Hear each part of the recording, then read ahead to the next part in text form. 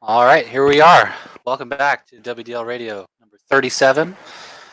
We are going to be recapping week 3 of the summer 2020 season and talking about what's coming up next week for week 4. It's a very special episode. We have probably 15 guests scheduled to come on, so I'm going to drag everybody in. Let's see here. Of course, I'll bring in our favorite alt stab. How's it going? Hey, everybody. I guess Bring in Hate Daddy. Hi, everybody.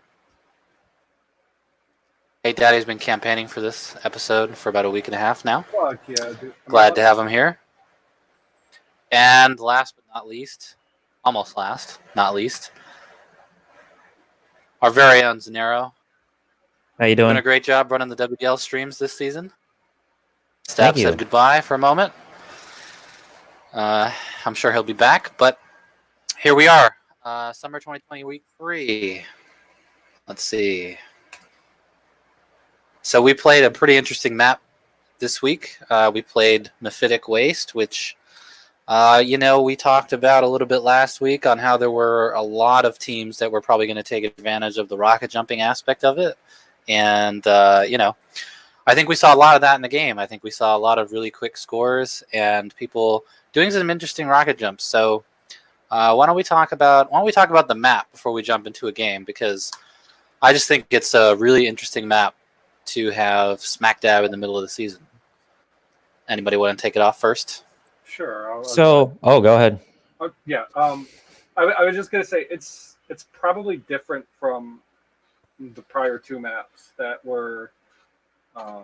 Map 4 was very grindy, very frag heavy.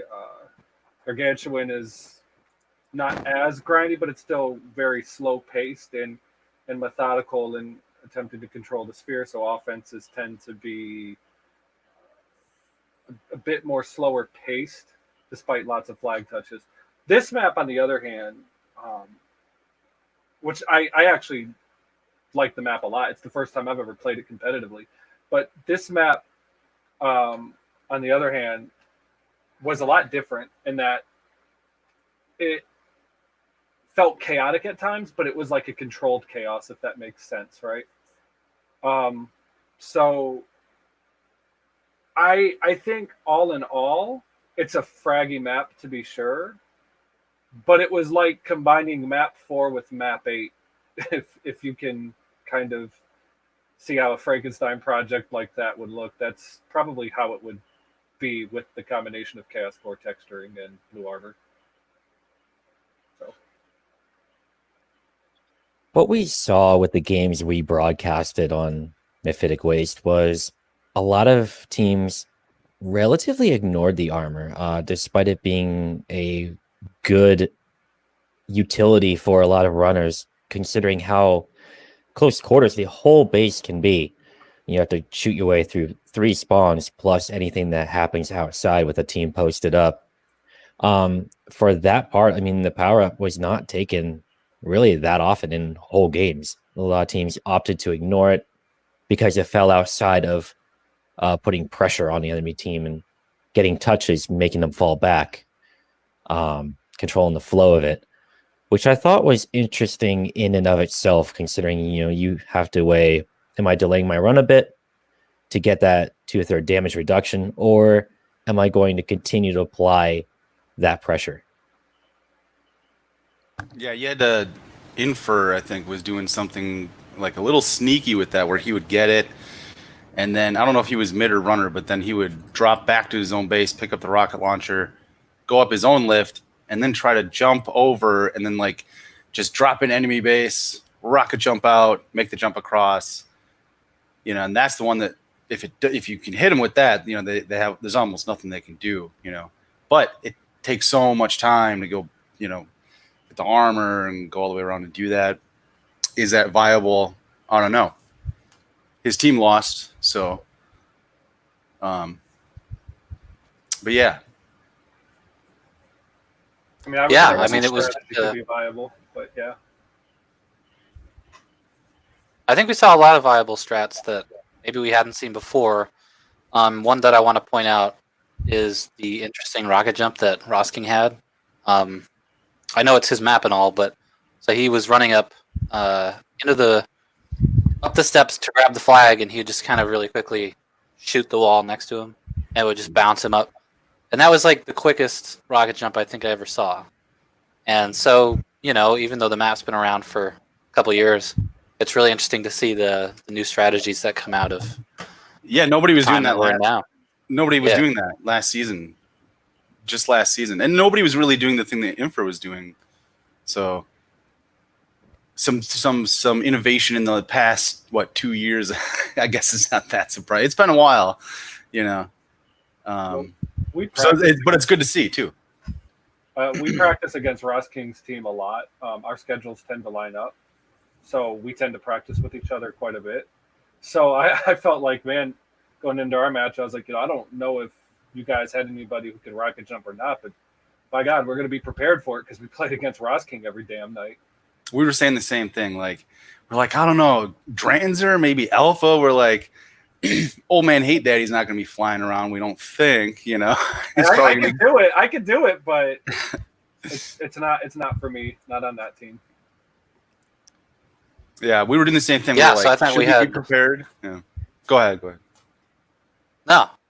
I think we had a ton of really good games this week. And of course, the first game of the week almost seemed like, might have been the best game of the season if you looked at the schedule and where it was. Ties Only Fans and Best Ever, two teams that have been pretty much on fire all season. Let me throw up the stats here. We'll go through them real quick. I am hearing that echo. I don't know who it's from, but so Ties Only Fans had 73 touches with a 6.98 cap percentage. Best Ever had 74 touches, so pretty equal with the touches, but their cap percentage was almost double, almost double, so 12.82%. And the scoring on Best Ever was pretty split. Ross King had 5 caps, Skull Rush had 3, and ACC had 2, so they all got kind of a piece of the pie there. And then if you look at frags, probably the first week where we've seen, or one of those rare games where the team that outfrags, and not just by a little, by a lot, actually loses the game. So Ties Only Fans, they had 331 frags. Best Ever had 268. The high fragger, second week in a row for his game, is Ed. He had 142 frags. So I mean, I think that I think that goes to the point that everyone's been talking about with this map, where it's like just some crazy shit happens, and you can't really. It's really hard to stop a runner when they get one of those special moves off. So the frags kind of, they do matter, but they kind of don't, because, if you look at this is a 70 frag difference almost. And I don't know, it just seems like, the amount of touches, they were equal, but it's what you're able to do with those touches that matters. So it's just not one of those maps where you're going to be able to outfrag your opponent into submission. There's too many ways for the runner to get by, too many ways to confuse the defender. So I just thought that was a really interesting part of this game. Yeah. Not only that, you run into the situation on a map like this where you have a lot of outside spawns, like you have one upper and one kind of outer by the nukage, and those collapse in on you. Like, you can frag an entire team inside their own base, but they'll have more opportunities to regroup at mid than they were like map 4, where the spawns can be mostly controlled in one area. So that I would love to see a heat map of where flags were returned, because that would tell you a better picture of, did they frag so much that the other team was more defensive capable? Like, they got more touches, but were they, because the entire team was able to regroup at mid, they were able to return it a little bit better than having an enemy runner in their base? Yeah, it's weird. You would think that, because in general, more frags means you're going to just have more opportunities. More opportunities means, you should have a higher, you should have, a higher score, you would think. But in this, it's almost, I don't know, looking at the stats, yeah, it's like, what do you do with those opportunities? And like, I think you're right with some of the spawns. It's like you can push them in, but you can't contain them, because eventually someone's going to bust out, and somebody from your team is going to have to be back there paying attention. So then you kind of all get, spread out. And it's such a small, quick run across mid too, and such a quick jump across that top part. It's like things can change really quickly. So, if you're all, pushing the enemy in, it can really quickly change to where you felt like you had control, and all of a sudden you realize you don't. Yeah. So what I would say with frags in regards to BST is don't let it mislead you. Chances are, in the majority of the games that they're going to play, they're not going to overly demolish the teams that they play against in terms of frags. I think the first 2 weeks, I don't know about the first week, but I know against us, they beat us in 2 rounds, and yet there was like 1 or 2 frag differences, despite the fact that they won both games by 2 flags or more. I think it speaks more to how BST plays and the fact that they play very rotation heavy style where Right. in reality they have a defender in ACC, and ACC admittedly, even he said that he didn't look to rotate up much in this map because of the chaotic nature, but they have a type of system where they're constantly trying to pressure the flag. Looking back in map 4 and in our game, and then in practice, sometimes I would watch as a spectator, and it seemed like, man, every 3 seconds they were touching a flag, and it's not random. It's by design. As soon as they're spawning, Caboose and ACC and even Skull Rush are talking. I'm here. I see 3D. I see 4. I see 3D. I see 2 mid. I see this. I see that. And they're moving up. And they're in that constant wave of communication where the only thing they're really worried about is flag pressure. And if you look at the stats, I know that you see that they had the equal amount of touches, but you also see that BST had a 6% higher capture rate, which means that, sure, they're getting the same amount of touches, but BST is getting significantly more efficient touches on the flag, which makes a big difference. Because touching the flag for the sake of touching it is great, and it creates some pressure, but at the same time, if you're getting low quality touches, you can end up leaving your defense on an island stranded, and they're not going to be able to have the opportunity to return a flag, to score in the midst of a standoff, or should even one person get out with their flag. So I wouldn't make too much out of that. Number 2, I would also say that TOF is probably the best fragging team in the league. All of them tend to frag a lot, including Daston as a runner. I think the fact of the matter is that BST is going to be okay with not fragging heavily because they have their identity, they have the style that they play, and they make no qualms about that. Like, that is what they are. And Yeah, just to illustrate that, look at the KDs for the season for both teams. Ties Only Fans is the highest. Best ever is not even above 1. Yeah. It's cool that we can have 2 teams like that be at the top of the league at the same time. I would liken it, and if I may, I would liken it to kind of like professional sports. It's kind of like a high flying offense meeting a very, very like heavy, powerful defense.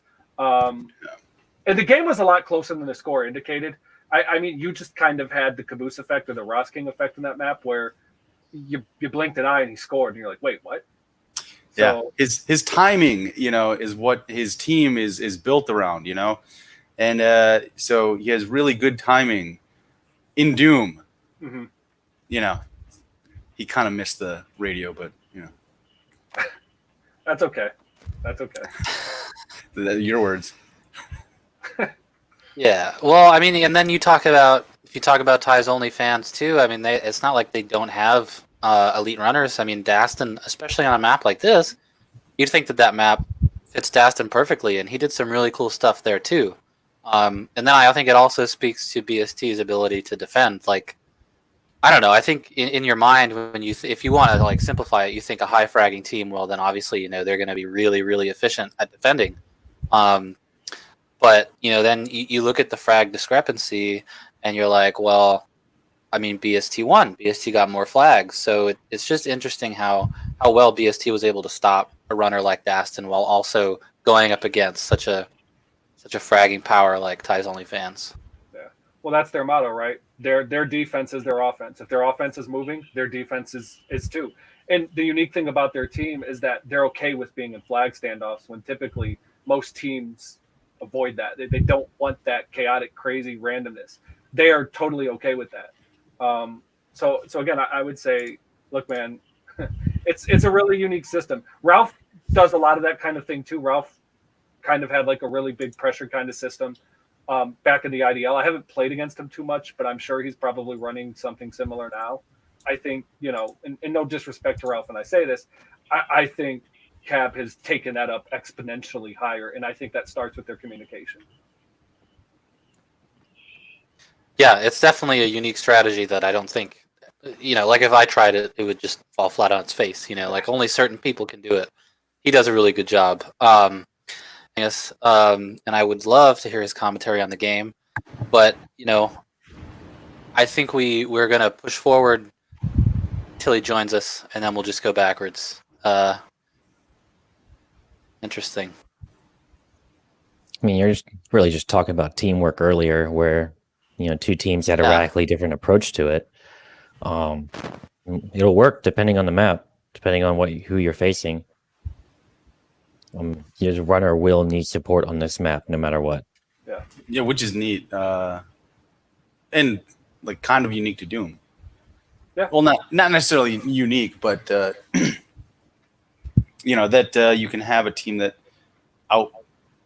outpowers you, with frag power, like raw frag power, but you can out-strategy them, If there wasn't an opportunity to get out of the base of the rocket jump, I think you would have seen a different picture. Because that requires a lot less support. Yeah, that changes everything. The rocket. We can always come back and get his perspective on the game, but let's push forward to game 2 here real quick, which was Rip and Tear versus Superchargers. Throw up the stats here at the bottom.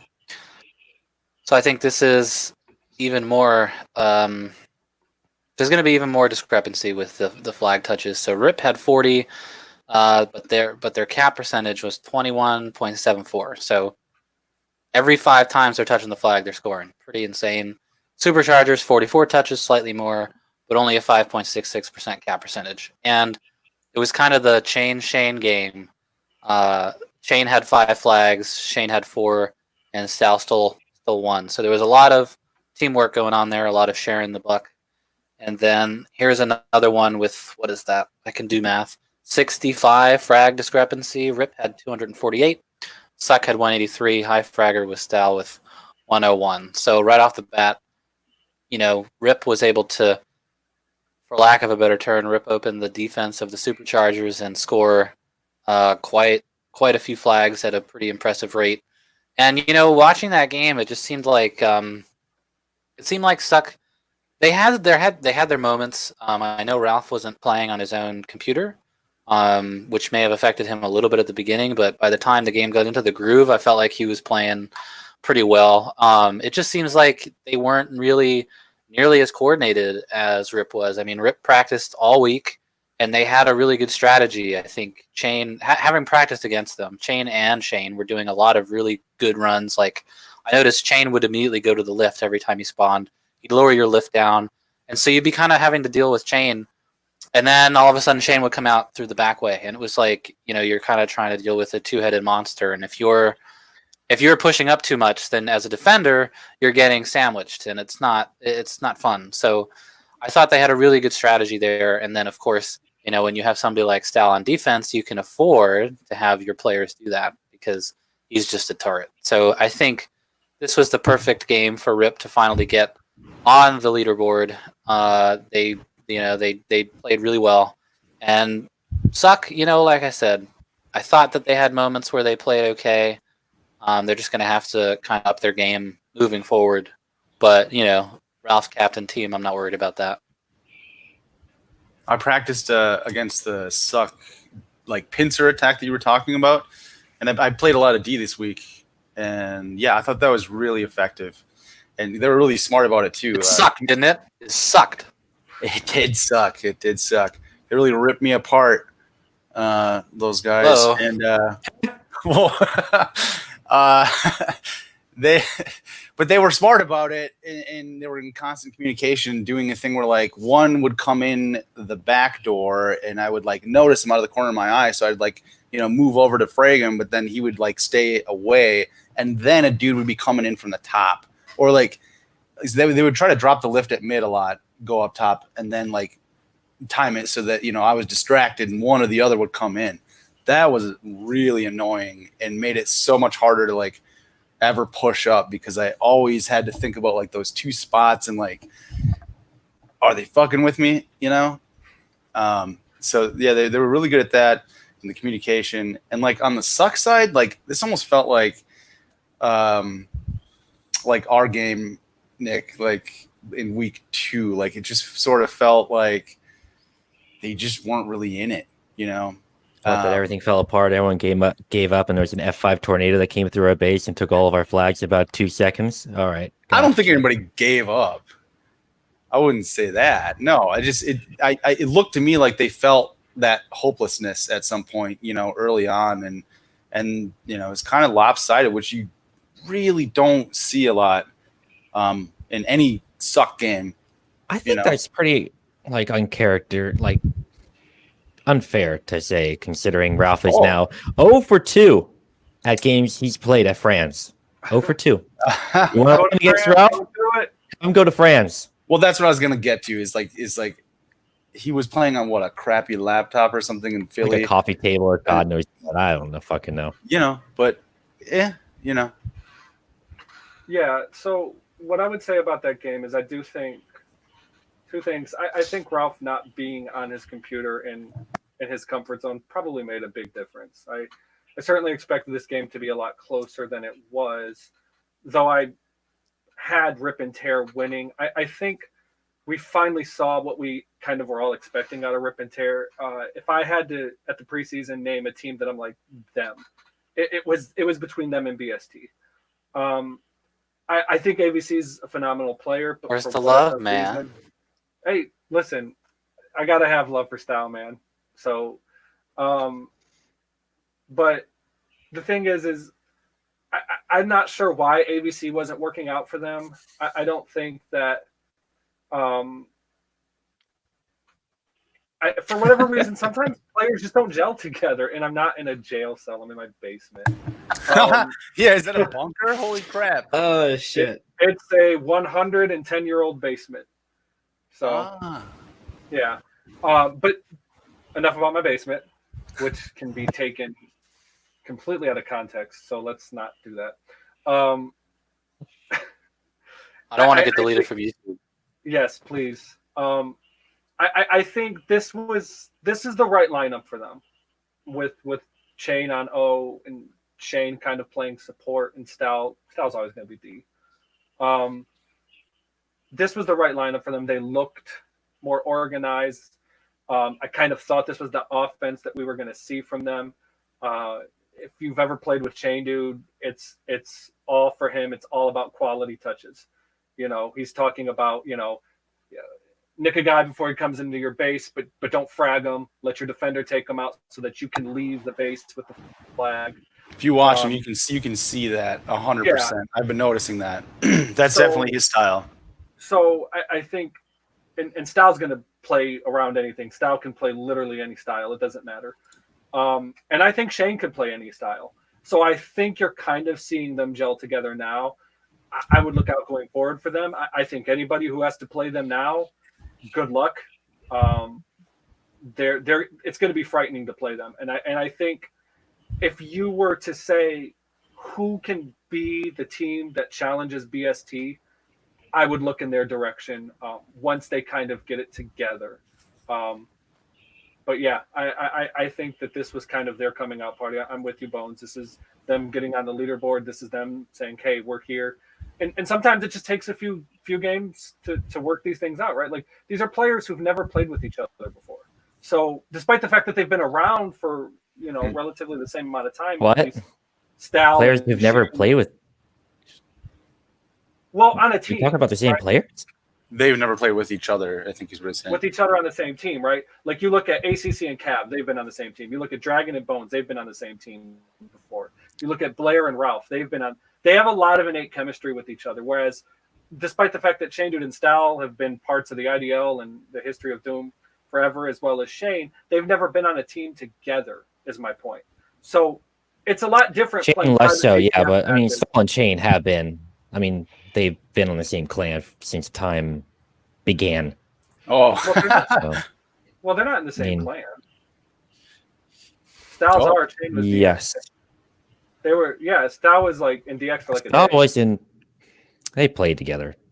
All No, right. no, I mean, continue. But either way, the point that I'm making though is that either way you slice it, they don't have the type of chemistry that say a lot of players who have been with each other in competitive events have had going on for years. So sometimes it just takes time to figure things out. Like, And and then, Shane did come back like just for this, basically too. yeah, and that's another thing too, right? Like you're shaking off rust. There's a lot of factors, but I think either way, this is them kind of figuring it out now. Well, they had a pretty good run considering that Superchargers were kind of hamstrung the way they were. But to what you said, like, get it together. Well, it's Hamstrung. week 4. They need to actually get it together like yesterday. If they Yeah, want this to make was a strong playoff contention, it's now or never. interesting win for shaking up the standings, right? Because it brings two more teams to 1 and 2, and kind of keeps my team in striking distance amazingly. Keeps those bottom feeders alive. Yeah. So I don't think anything's really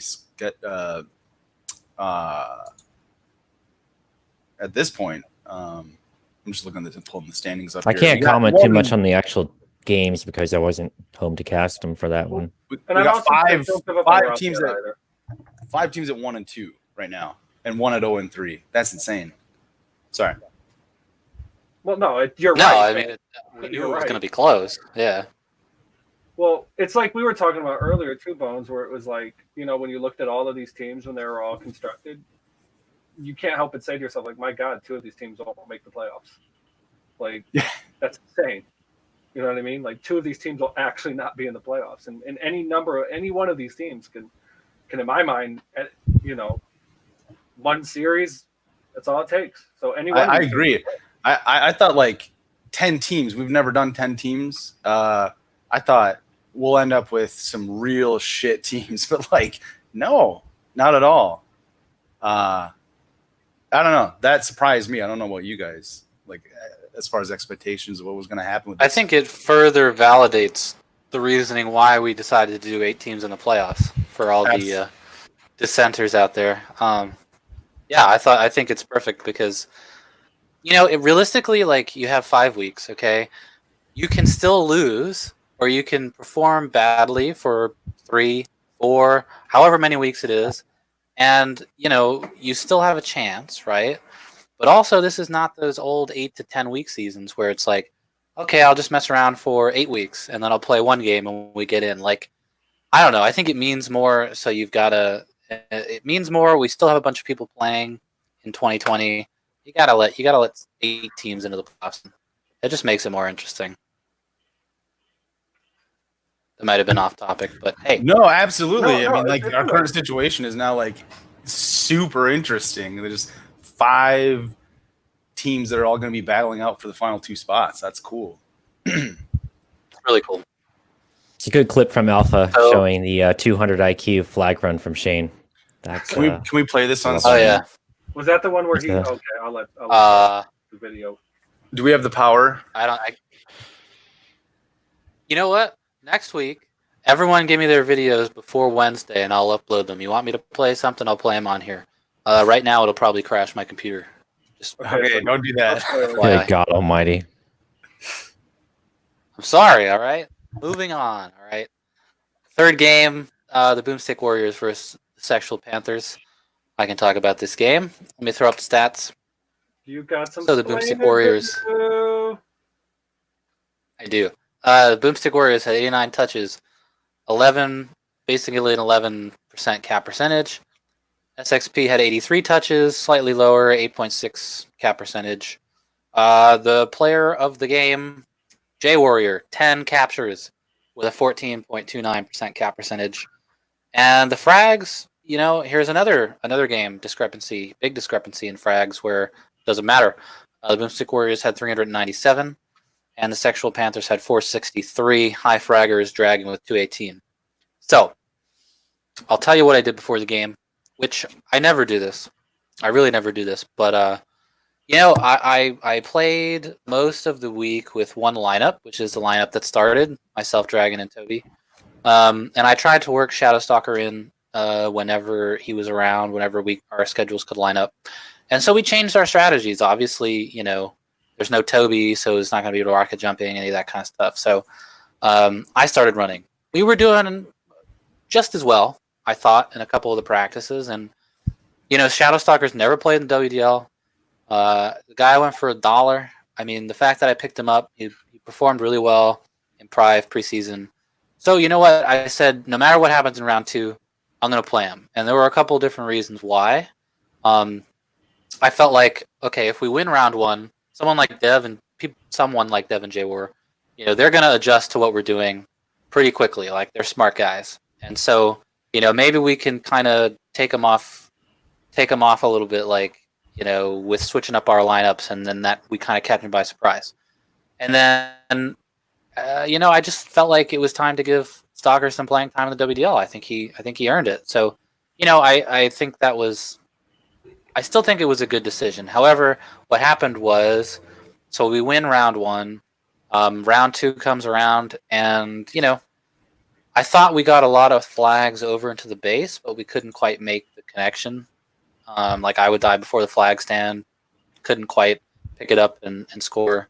So it just didn't work out. Sometimes that happens. I don't think that it was for any reason other than the fact that J Warrior just became a Super Saiyan fucking god. And so then round 3, I throw Toby back in. And so now we're just off rhythm. We can't really,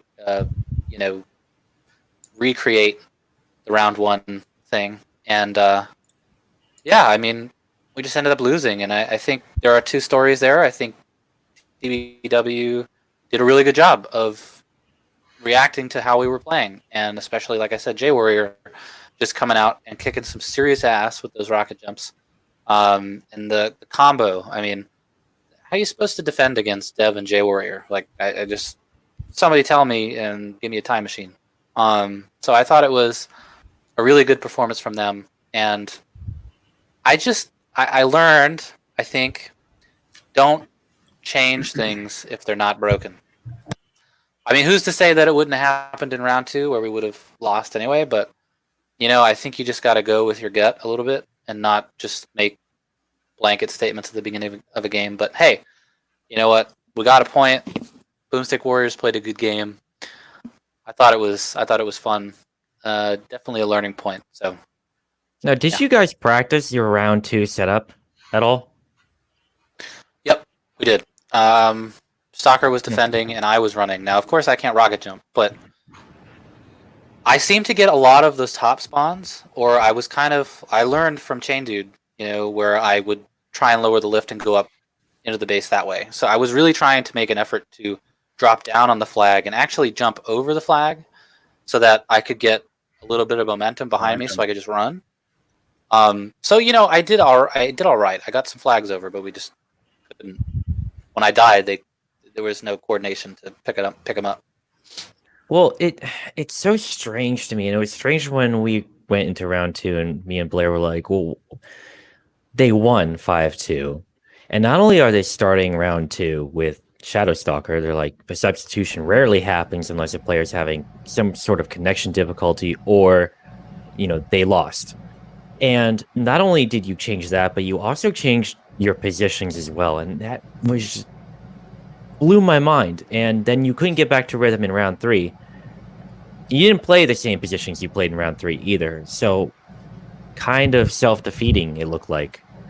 It just didn't make any sense to me.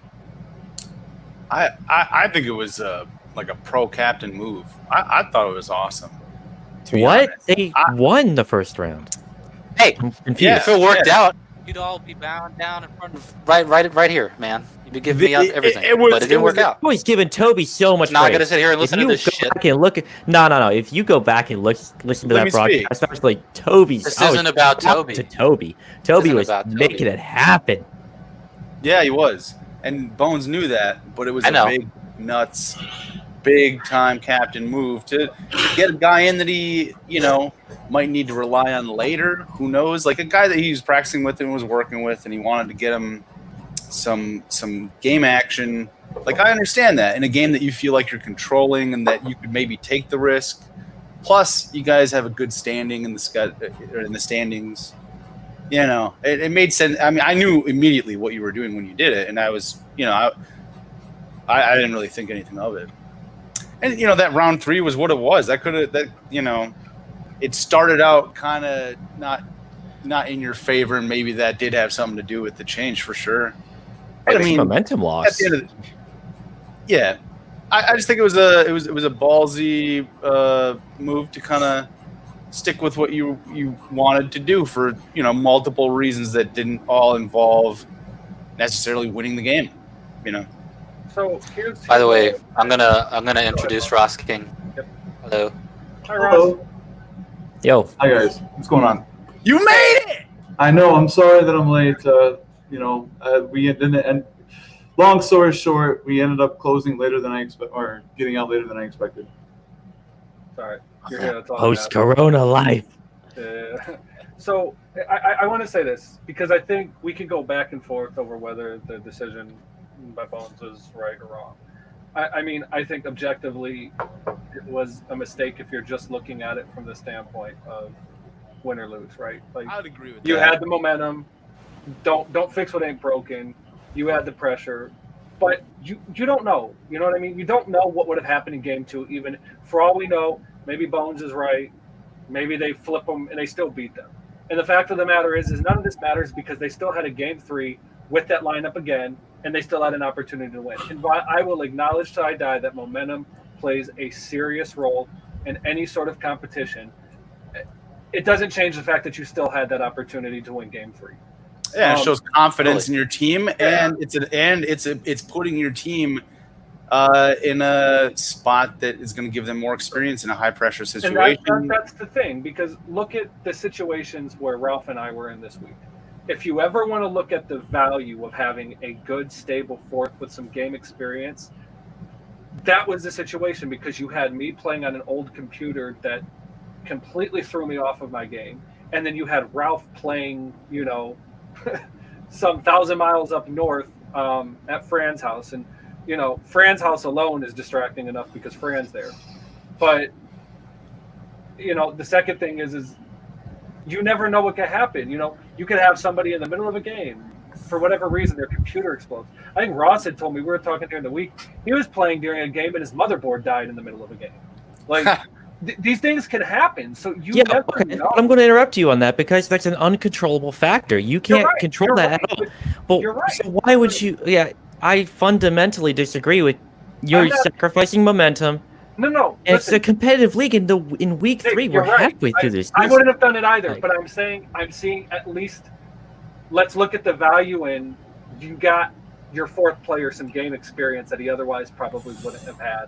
And let's be honest, they're going to be in the playoffs. They've pretty much got a spot locked up already.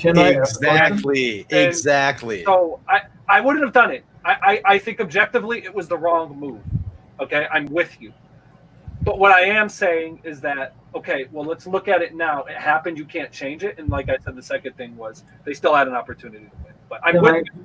Yeah. So go ahead. Zen, I know that I'm the league's punching bag, but I do have the power to remove you from the show, motherfucker. Oh, Do it. Fucking do it.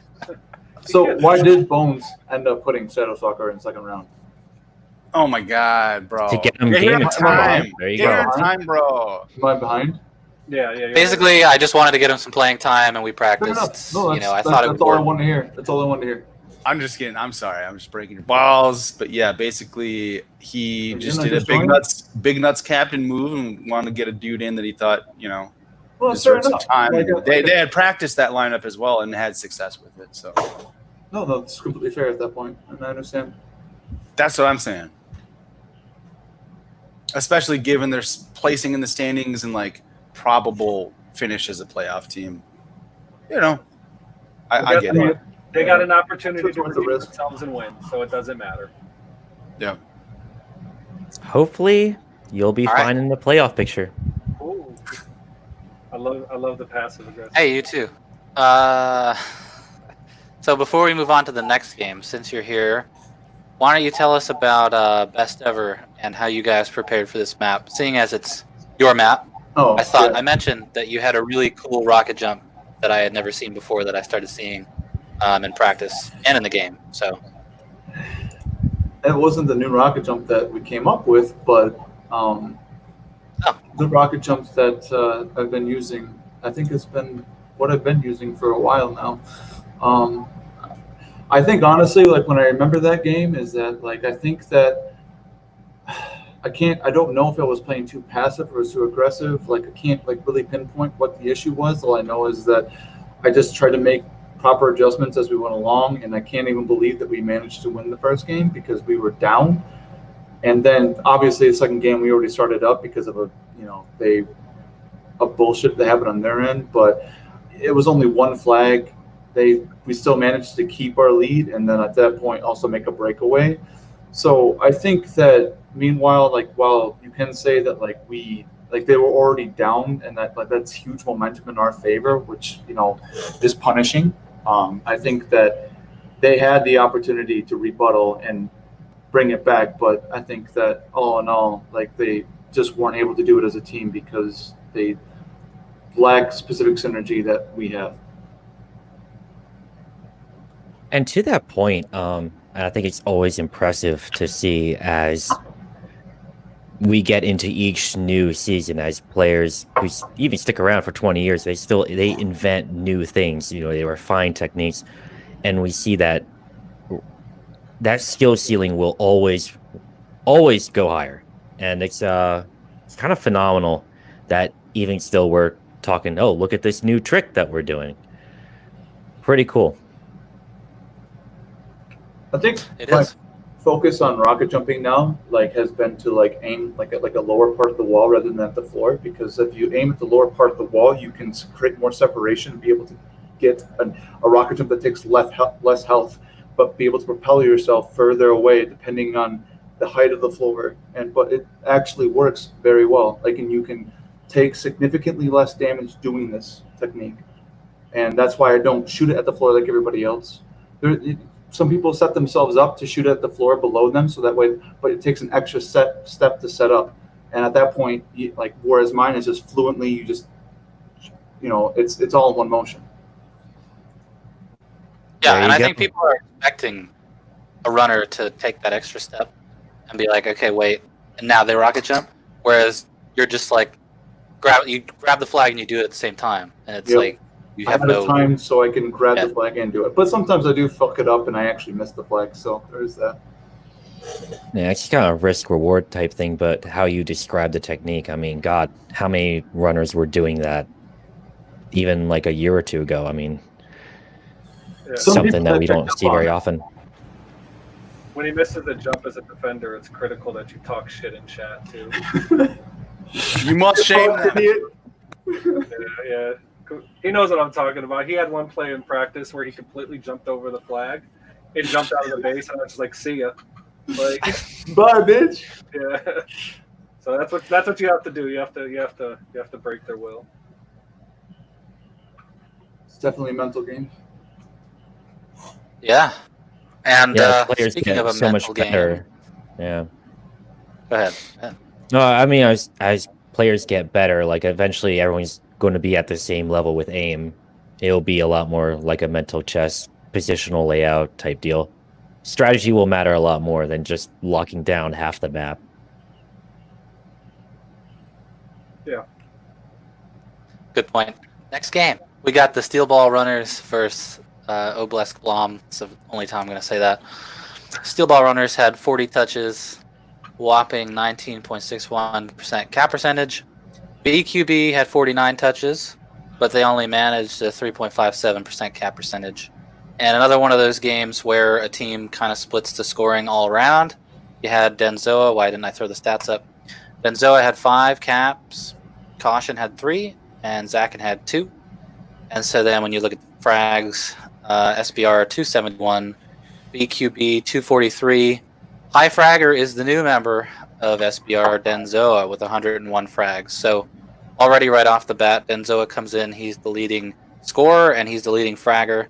First game on SBR, I think you got to give it to him. He was the deal breaker there. I think he took a team that had really kind of struggled to find their footing in the first 2 weeks. Not that they weren't talented, but they just weren't really gelling as a team. And, he came in and really solidified that lineup and took over. I mean, he played really well in this game. He got a lot of really good runs, and, he was covered by someone who plays really, really strong mid and caution. And, even Zakin was able to get a couple flags in. So I think that team, it's like Rip, they came out and they said, hey, we're still here. We're not going anywhere. And BQB, I practiced against them a lot. They're still a good team. I think they just went up against people that both teams were hungry, but I guess SBR was just a little hungrier. And they were starving. Come on. Yeah. Starving. I really want to say that, I'm really impressed that Benzoa had so many frags as the primary runner. You don't typically see that. I guess, in my situation, where I see, Benzoa's position, he would have been bait, but, he was, the perfect bait at that point because he was driving the flag out so well that he could get up by himself. And that's, the perfect bait you could ever ask for at that point. If I was that, and I had second touch, I wouldn't even have to worry about that. Because, all of a sudden my base who's to say that caution wasn't there? But another thing that I want to say about that game is that I had something else I want to say. I fucking forget. But I was actually expecting Infer's team to win because I thought that Infer had what I wanted to say is that it was a very close game. It just wasn't a immediate favorable game in either way. I actually watched it back and it took a long time for things to escalate SBR's favor. You look at the scores, they're convincingly in SBR's favor, but they did not. It was a late game happening. So it's not around the midway point in round one. BQB didn't. It's not like they didn't put up a fight. They got blown out one on one. But look at the timing on how long it took them to get flags. Yeah, the first cap wasn't until the 4:37 mark. Exactly, and then the rest were at the 8 mark, and stuff. So it wasn't it was a blowout, but you had to look that there was there was defensive hesitation. That's what I was going to bring up, and that speaks to being able to apply pressure to the other team even while your flag is running out of your base. I mean, the stacks at the bottom I don't think show the timeline, so I'll read it out. You have the first capture about halfway in, another capture 1 minute after, and then you have back-to-back-to-back captures. Round 2 reads really similar too. They always had flags running out, and they never had pressure returning back towards SBR. They were afraid of losing their own flag, so they got trapped in their own base. I noticed that too. At that point, you only get, and we might have touched on that a little bit, but the stat line definitely makes that really clear. So many more caps. Stark really tried hard to keep that flag in the base, but you had everyone from SBR in there because they weren't afraid of their own flag leaving the base. Yeah, I can see what you're saying with that. I'm sorry. Yeah. So what you had there was basically just, I know, I agree with Caboose that it was closer than it looked, but it was an annihilation. It was completely one-sided. The frags don't even suggest it. But BQB couldn't leave their base. It was, if you were watching it, it was a slaughter. They could not leave their base. They could.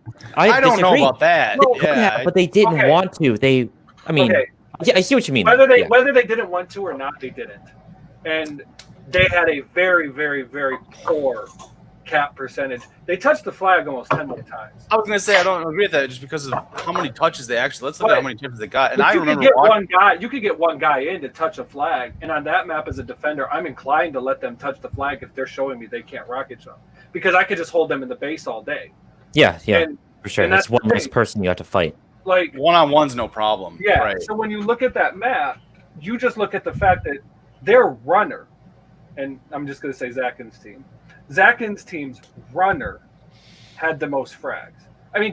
That's when you're being dominated by a fragging team. That doesn't mean you can't win, like I said earlier, you have a team like Best Ever that they don't even care if they get out fragged because they're just all about pressure and quality touches.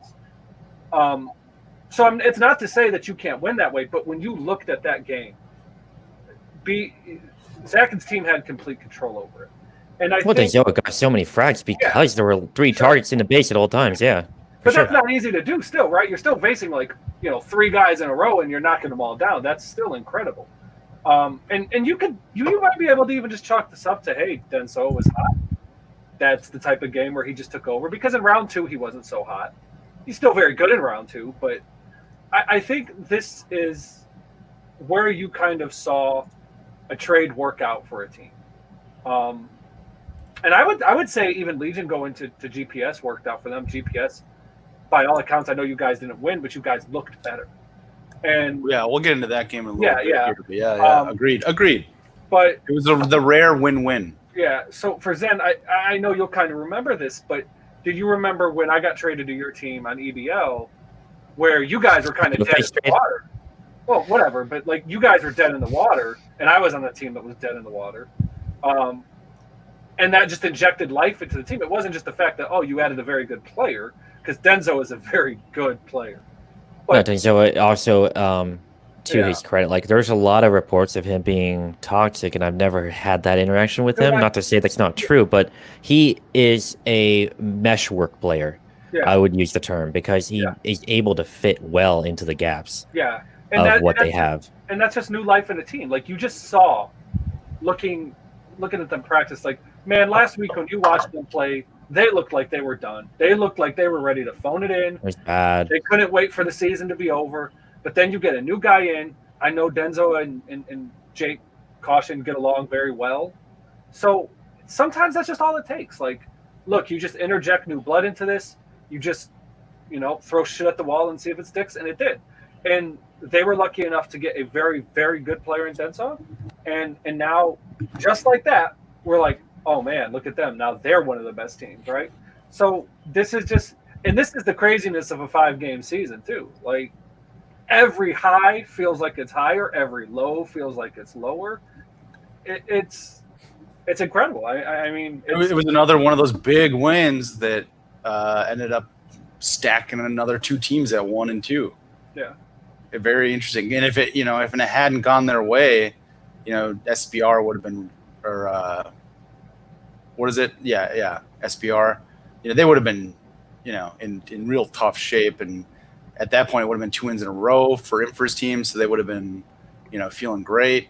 So big win for them. And right now the momentum doesn't look great for Infra's team, and does look real good for Zakin's team, and big win. I think the momentum will shift, because week 3's map was, man, it required a lot of firepower. No matter how your team set up, you needed firepower in that map. It was very close quarters. No matter how you set up, choke points everywhere. Week 2, you mean? No, week 3. No, that's it. Yeah. Also, I wanted to say that I was very surprised to see Denzo get away with how much he did. I didn't expect him to be able to get that straight out, just by himself. It was so surprising to me, because I'm just I don't see, I've worked with a lot of people, and then typically he's a really strong fucking fragger, and that proves it within itself that he was able I'm not looking at the stats. I'm actually curious. No, he got the most I can just see it right now. He got the most fucking caps out of everybody in his fucking team, and he was running straight the fuck out. Sometimes he did rocket jump, sure, but he was mostly running as a straight fucking runner. Yeah, he got the most caps as a straight fucking runner. And that's impressive within itself. And he was hitting that lift jump. He was hitting that lift jump consistently. Was he? I didn't watch that. You're talking about Denzoa? He was hitting the lift jump pretty well, really especially well, considering his ping, which is tough on anything with lag compensation. Yes, and a couple that he straight up would not have capped if he did not get it. I was watching, and I was like, oh, he's not going to get this. And I'm like, oh, look at that. Just right up. Nice, Yeah. He had a hell of a game. He's red hot, too. I mean, he had great support, and he got tons of flags out in round 2. He didn't capture anything but the first one, but he was pivotal in getting them out to mid, where they got picked up. I think that the core friendship, the Zach and Denzoa, like they're such good friends. I think that this team is going to be so strong going forward now. Scary. That's sarcasm. No, I honestly don't think it is. I think that it's a good team in the making. Actually, it is. No. It's kinda interesting. I meant the friendship part. Oh, Not the team. They're going to be a good team. Friendship. I don't think Denzo and Zach are necessarily best friends, but Oh no, shit. winning on a team can change. Winning on a team can change your opinion of somebody. Hey, Absolutely. We're playing it. Maybe this is the start of a beautiful friendship. Reconnection. Look, White Boy once called me a Okay. wicker addicted to Adderall, and we ended up playing well together on a team, so anything's possible. It was a statement born out of love. Yeah, but that guy was out there. He's just fucking Yeah, for sure. out there. It's true. I like him, but yeah. So yeah, it was really good for both. We'll jump into the GPS game now, but I thought it was a really good trade for both SBR and GPS. So the last game, of course, GPS versus DMS. Monday night game. I don't think anybody watched. No, everybody was there. GPS 57 touches, 9.84% cap percentage. DMS slightly lower touches, 53, but a higher cap percentage at 16.39. And again, a third example of a team that spread the love around. Dranzer had 4 caps, Alpha had 4, and our very own Hate Daddy had 2. GPS 269 frags and DMS 267, so pretty close. And then the high fraggers again, close. Dranzer 127 and Zanero 126. So, talking about the trade that happened, GPS sent Denzoa over to SBR for Legion. So Legion comes in, and immediately you see GPS practicing all week, which is awesome because that hadn't really been happening. And I think you guys actually landed on something where you can really gel as a team. And if you look at the match, how it played out, I mean, both rounds were 5-3, and it was kind of a back and forth thing going on, and that's what this map is a lot of the time. I mean, it's just pretty chaotic. So even if you end up losing, it's like, well, it could have gone the other way, 1 or 2 frags difference. So yeah, I thought, even though you guys lost, I thought you did really, really well, and I think it was a step forward for you guys. And of course, DMS infamously in week 1, they played a really strong round 1 against a team that everyone was like, oh, they're not even gonna, they're not gonna do anything against this team. Well, they made it a 3-round game, and so they showed promise of what they could be. And this was the map where they really shined. They were able to make effective use of Dranzer and Hate, of course. Alpha, I think, gets a lot of shit, and he shouldn't, because he's super good. He's stepping up. He's improved a lot. Yeah, totally. And he put together this team that, in a season like this, any team has a shot, and they're not laying down. They go 0-2, and they're still fighting to win. So I was really impressed with how they played. So I know it was your game, all 3 of you. So maybe Hate, you want to start it off with how you guys set up and how you finally landed on your winning strategy. So let's go back a little bit into week 1, where we tied against Ty's team. The worst thing about that game was that we were completely opposite of where we are now in terms of our understanding of playing with one another. We had Dranzer on D, or we had Dranzer on O, we had Alpha on D, and we had me kind of mid-secondary D. And we have found that what has worked for us is to put me on D, to put Dranzer in mid, because he's our strongest fragger at this point, and to put Alpha on O. I'm not saying the result would have been different. I don't know. Can only speculate. But once we kind of figured out, like, okay, this is going to be our lineup for better or for worse. We played against best ever. And again, the first round, we had some really unfortunate things happen with Alpha's internet that resulted in us giving up a flag. We also gave up a couple of trains that, I mean, you're talking about marginal differences in plays that could have, if they went the other way, we win round 1. Round 2 was still close. We still had a 2-1 lead. I made a bonehead play where I basically gave up 2 rebound flags that kind of took us out of it. But in both of those games, we felt like, dude, like, we could have won these games, but we shot ourselves in the foot constantly.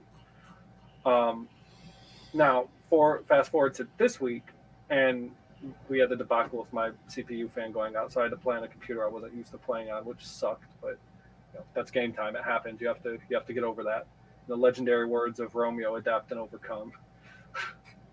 I mean, was it the same mouse? Same mouse Yeah, pad? but I think on my old computer, like the acceleration was on, even though it wasn't. It felt like it was on. Okay, So I I feel just you, I felt feel you. way off. Sure. But it's whatever. Like you have to play through that. Like that's just part of it. I knew something was wrong because you weren't in a threat at all. Yeah. Like no, I wasn't. Like I just played not to give up flags. When we practice, and Cav can touch on this because he practiced with us a lot. I moved up a lot. But if you watch the game, I just stayed in base because I'm just like, I can't trust my shot right now. Like, so I'm just going to stay on base. That's That's why smart. we gave up a lot of That's why we gave up a lot of touches, because I knew that Dranzer was going to do well in mid. So I was just like, look, I'm going to give up touches. I'm going to leak. I'm just going to need your guys' help. Like, I'm going to be bad this week. We just got to get over it. And to their credit, to both Alpha and Dranzer's credit, man, they stepped up and balled out. And they carried me in that game. They're both incredible players, and I'm with you, Bones. Alpha gets a lot of shit. I think Alpha has the potential to be a very good player. I think his biggest issue is that he's kind of like a jack of all trades player. He could do a lot of things very well, but he doesn't really excel at one thing. That's a good thing though as a captain, because you could just play like I could fill any role in whatever team I put together. So, and then Dranzer, in my mind, may have been the steal in the draft for $1. I mean, Ridiculous. the guy is incredible. He was on my team in the IDL, and I didn't remember this greatly when we played on Zandronum. And back then, I was just like, is this guy even capable of putting one foot in front of the other? Like, but fast forward now, and he's a fantastic player. So for us, we felt like now that we have our identity established, and yes, we had the shortcoming of my computer or whatever, but we overcame that, as teams have to do. We felt very good about the win. I think, obviously, if I was better, who knows? But it doesn't matter. A win's a win, and now we move on. And Legion gave me some problems because he's Legion, but we did great, and I'm happy with the win. And now we move on and we focus on next week, which short week for us because we play our game on Monday night, and then we turn around and play on Saturday. So we're only going to get about 4 days of practice, if that. So we're going to really have to step it up big time in practice. I'll be there for you. I want to give credit to Alpha too. Like you mentioned, jack of all trades as a player, but I've noticed when watching him in other games that he has a rare trait, and that's having a mental image constructed of the map. He's aware of what most players are doing at all times, and that is incredibly valuable. I found myself getting outsmarted by Alpha a couple of times, and I was like, okay, he's getting better. It's not, looking too hot for me. And that as a skill is invaluable, not only as a captain, but as a player who will fill any role, and he'll get better at that. He'll find his own best of roles that he'll be able to fill with his own niche as a player. But yeah, as a captain, he's definitely grown a lot. Yeah. Oh yeah. I feel like Alpha has always been a similar player to me. Like those things that you said about him, you could kind of say about me. Like I don't really excel like one position. But so when I go into a draft, I honestly do feel like I could take a team with like AVC on it and like put him as my runner. Maybe I'll mid, and then I'll get like somebody else's that's Fraggy as D. That's always been my kind of thing.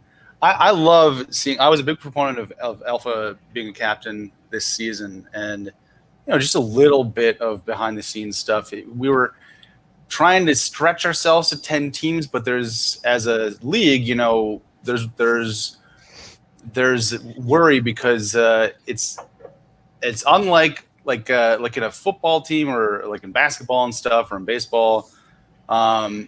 You or well, I guess I'm trying to think of like fantasy sports, right? Like when you draft, for any fantasy fans out there, when you draft a baseball team, unless you're playing in a keeper league, you start from scratch usually, right? And everybody has no players on their team, and you draft your whole team. In this league, you have yourself, right? So you start with you, and therefore the teams that have a captain that is that are maybe higher skilled, like have maybe a bit of an advantage over if we were going to start a team with like Shadow Stalker, who just got his first game action this week, right?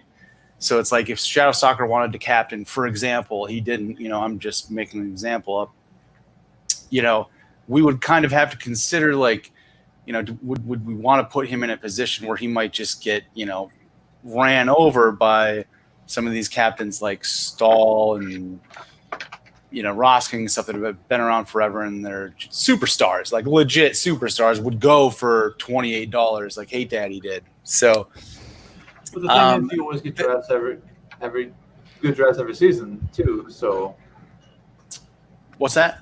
You get good drafts every season. You get what? Sorry, you get good drafts. You said you draft good every season. Oh, me, yeah, okay. Well, so that's draft good. The point that I'm trying to make, is I'm trying to just make a comparison between me and Alpha. Alpha's been around for a long time, and I love. He had the same attitude. He really wanted to captain this year, and he really wanted to captain the first time he captained, and I think he might have gone 0-5 that season or something. But it's like the fearlessness and the confidence that he has. It was the same this season as it was last season. And this season, he's like, come on, like, I've done it before. I'm going to be even better. And like, I remember, when I first became a captain, it was kind of, it was like, yeah, I'm not I was definitely at the bottom of the rung of the captains that had signed up, and so I like to see. Here we are today. No improvement. No improvement. I'm actually worse. I'm actually worse. No, shut the fuck up. Shut the fuck up. But You're the captain, Sab. That's why people want to see you captain, because you know how to work with people. That's what a captain is you have to work with people. You know how to work with people. You know how to mesh with people, and that's why people want to see you be a captain, because we know that you have the potential to do it. I work with you not every fucking day, but like I work with you a lot, dude. Like I know that you can do it. You have the potential to do it. That's why we want to see you do it, because you have to believe in yourself, like more. Like you literally just have to. And that's what I'm loving seeing out of Alpha. And like there were some other guys like Solar. Solar really wanted to captain, and I was a big proponent of him captaining. I love seeing that. Stab's really the only reason why people watch the radio. I mean, let's get real. It's not a joke. I mean, it's true. And I love. He just doesn't want to push buttons. And go ahead. I love Sam. Wow, I don't know. You guys are making me uncomfortable. But anyway, thank you guys. Love you guys too. And but I love, and Alpha's been around forever. Like you were talking about him outsmarting you and stuff. That's the type of stuff that I try to do with my game, right? Because I'm not going to outfrag you, but I've been around and I know the game and I know the strats. So does Alpha. And so Alpha's been around just as long as I have, and so I love seeing success on that team. And like for anybody out there that's like, a player like I was or a player like Alpha is, like, yeah, look at that. Look at that kind of success, and maybe that can be you next season, and maybe we can end up getting 15 teams or some bullshit. I don't know. But I don't know. That was my point. How long would radio be with 15 teams? Yeah. Can we not? Can we? Please, I beg you. So yeah, like you mentioned at the top of the hour here, week 3 really kind of blew things wide open and made some big changes in the standings, which comes into play especially when we're moving into week 4, which we're going to be playing a map that has never been played. It's a brand new map, late addition to the WDL WAD, and bam, it ends up in the season. Change the background here. Oh wow, look how cool that is. Yeah, so it's an info map. You fucking magic, dude. Oh, this is an info map? Cool. This is an info map. So I don't know. Who has something to say about this? Because to me, it seems like it doesn't seem like even though. Well, there's a soul sphere. There's a soul sphere. You know that. But I don't know. Amateurs, my God, I'm going to boot up the map right now. Good gravy. Listen, Jesus dude, Christ. The only reason why I stopped talking was because this asshole said something. What I was going to say was I don't know if the sphere actually plays as big of a part as it would on another map because there are so many ways to get out of the base that are kind of at like different height variances, and so you're not necessarily going to get those one-shot kills anyway. So I think to jump on your point, similar to similar to week 3, kind of, right? Yeah, a little bit. Like where the blue armor is in that case. Deal. No, I would say I think teams were ignoring it intentionally in week 3 because it just didn't matter. Whereas this time, they're going to be timing it a lot more like week 2. But I'm not sure that having it or not having it is going to make a difference in whether you score a flag, depending on the. That shit's going to be significant. I'm sorry to jump on you. He's right. No. Go ahead. Finish your point. I'm sorry. No. That's it. Depending on how you get out of the base, it might not matter. Like, if you time that shit, you could get into their base with green armor. You have a 200, 100 sec. Like, you're probably not going to get away with the 200 sec, but like you're still going to have like a pretty significant amount of health. And if you grab their green armor, now all of a sudden, like you're looking in a position like where you can just kind of float their top and like figure out which way you want to go. So if you have a bait runner with their stack, now all of a sudden like you can, especially as a mid, and this is what I'm gonna fucking do. I'm already fucking telling you guys what I'm gonna fucking do. Like I'm gonna fucking take that shit. I'm gonna time that shit. Yeah, and then I'm just gonna try to fucking bait run. Find opportunities of how I'm gonna try to sneak up behind the fucking defense. Either that or decide to fucking like train the fucking way. Like that's just what I'm gonna do. Yeah. So anything we say is like purely speculation at this point because I don't think this map has been played competitively, right? Right. So there's a lot of neat things that you can. Maybe I'm just saying things to throw you off. Yeah, or maybe. Well, my point is I'm with Cab. I think most scores are going to be because people have the sphere. I think you're going to need the sphere to get real flag pressure. There's other ways to do it, yes, but go ahead. No, the reason why I say that is because I think a lot of teams are going to probably D up a lot because of that. The mid is so short that you can basically play D from mid anyway, and you can run basically 2 people in mid and push up and attempt to control and then just chase whoever gets back. So you're going to have a lot of play like that I think that's going to make it's going to make it difficult to score. Now, teams that aren't going to be coordinated or won't practice very much, you're going to see teams sneak by them and get scores. But I think when you look at 2 coordinated teams that are playing, they don't even have to be similar styles, but they're playing really well coordinated and communicated games. I think the sphere is going to be huge in those games. First of all, you're able to wall run on the top walls. That's fucking crazy. I don't know that either. Like, that's true. You could get the green armor, then run out, get the blue armor. Dude, you could tank an SSG shot. Like, tank that shot, get to mid, and if you could get to the top, or even if you get to the top just by running, man, like you get up to those walls and you raw run, dude, you're gone. Like, so that's why I think when teams really start practicing, they're going to notice that. The second thing is if you go into the base where you have the green armor and you go up those stairs and you have that entry point that comes into the base from the lift on the other team's side, you can actually make that jump. It's hard to do. It's not easy, but you can make that jump going full SR50. That's another thing that's going to make it very difficult to defend. So that's why I think when teams really start getting into practicing a bunch and start innovating on offense and finding out that, oh man, you can do all these things, they're going to really gear up defensively and look for a more push up and then chase back style, because there's so many ways to score, but at the same time it's such a short and constricted map that you're going to have to frag anyway. So I do agree with, I think was it you, Zen, who said it's more like gargantuan? Yeah, it's more like map week 2. It's gonna be more like that, but I think slightly more chaotic. I don't think it'll be more chaotic because you can clearly see all the routes that are coming in. There's no routes that are hidden, like week 2 had that lava run. But the big focal point on defense is you're looking at 4 entrances into the base. Yeah. And to deal with half of them, you have to have your back turned to the other half. Yeah. That will make it very runner centric. That will make mid a lot more chaotic and uncontrollable because entire teams are going to be pushing up to support their runner because flags are going to be going out constantly. Yeah. It's a map style that we haven't really seen that I can think of. But this is you don't want to be defending in the base for this map. I would heavily disagree with that. Look at the spawn points. It's almost impossible going to be able to lock it down, especially if you lose timing of the sphere in the armor. I mean, that's going to be, you're looking at somebody with over 200 effective health. It's going to be tough, and that's one person. Can I try it? Yeah, Go.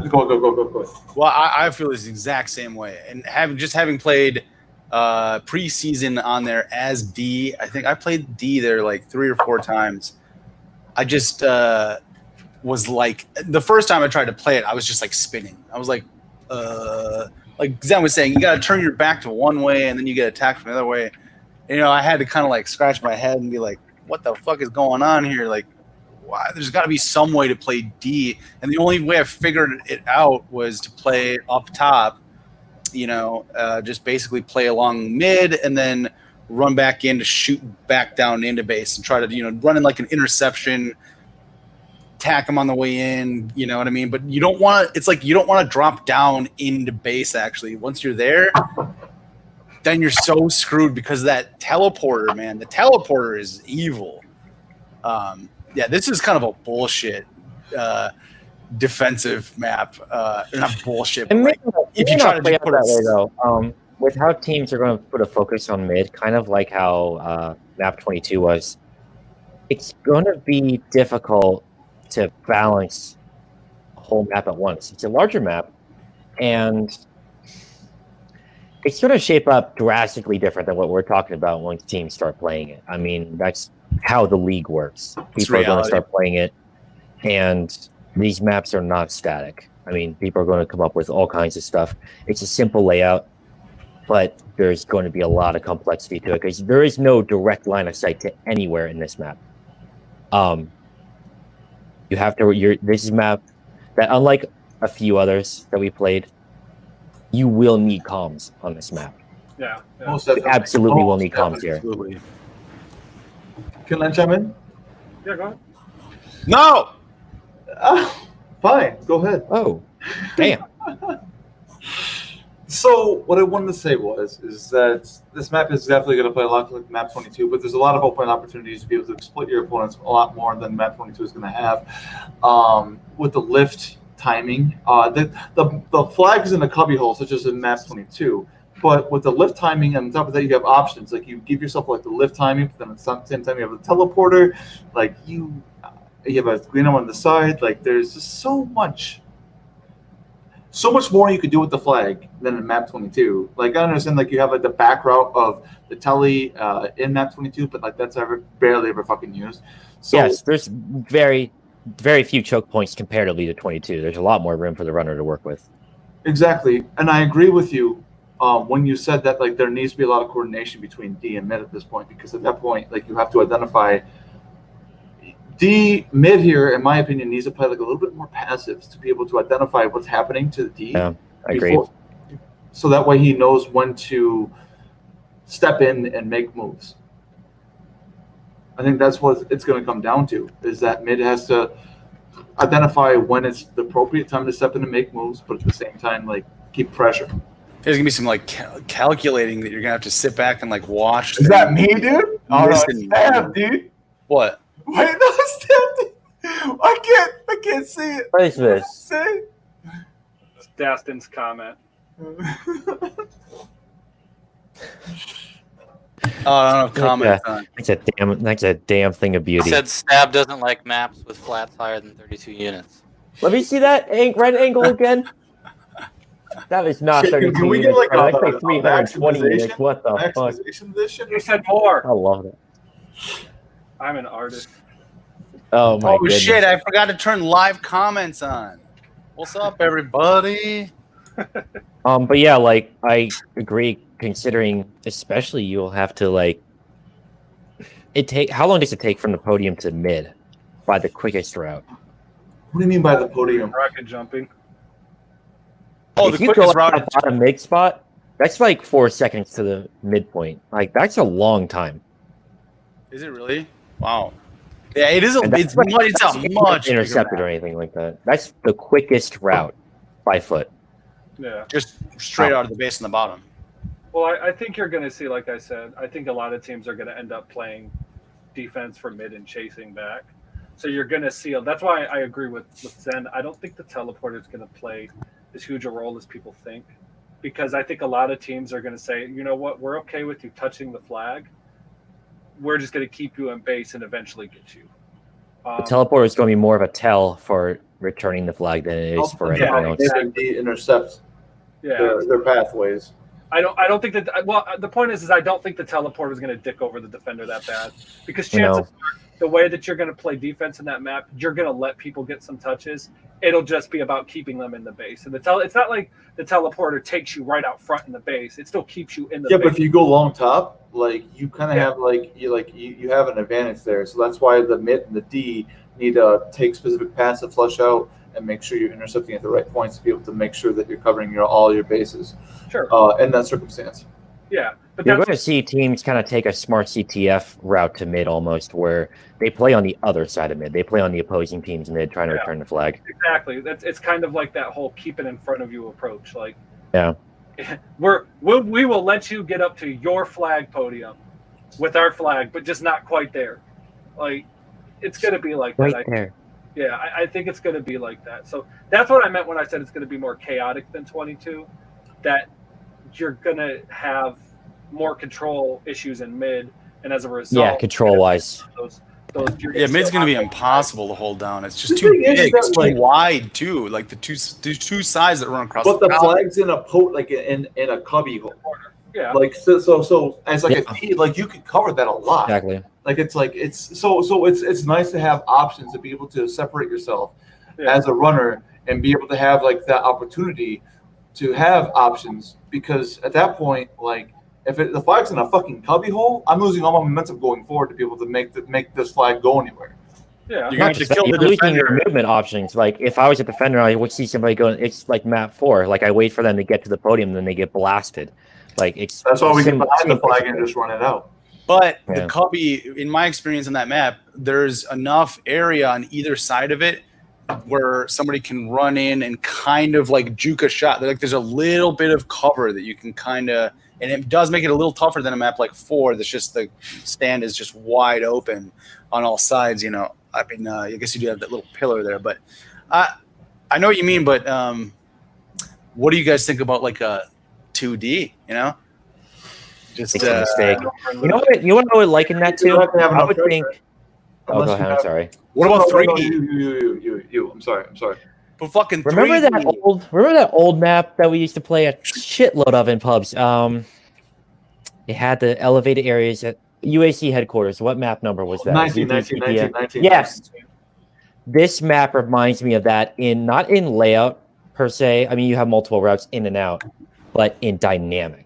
Like you're not going to have a fine point of control in the collisions map. Is that what you're talking about? No. He's talking about USC headquarters, ZDCTF MP2. Remember that map that had all the crazy standoffs in like the plasma pillars and stuff like that? Yeah. The contest winner, the one that's in the water right now, the contest winner map.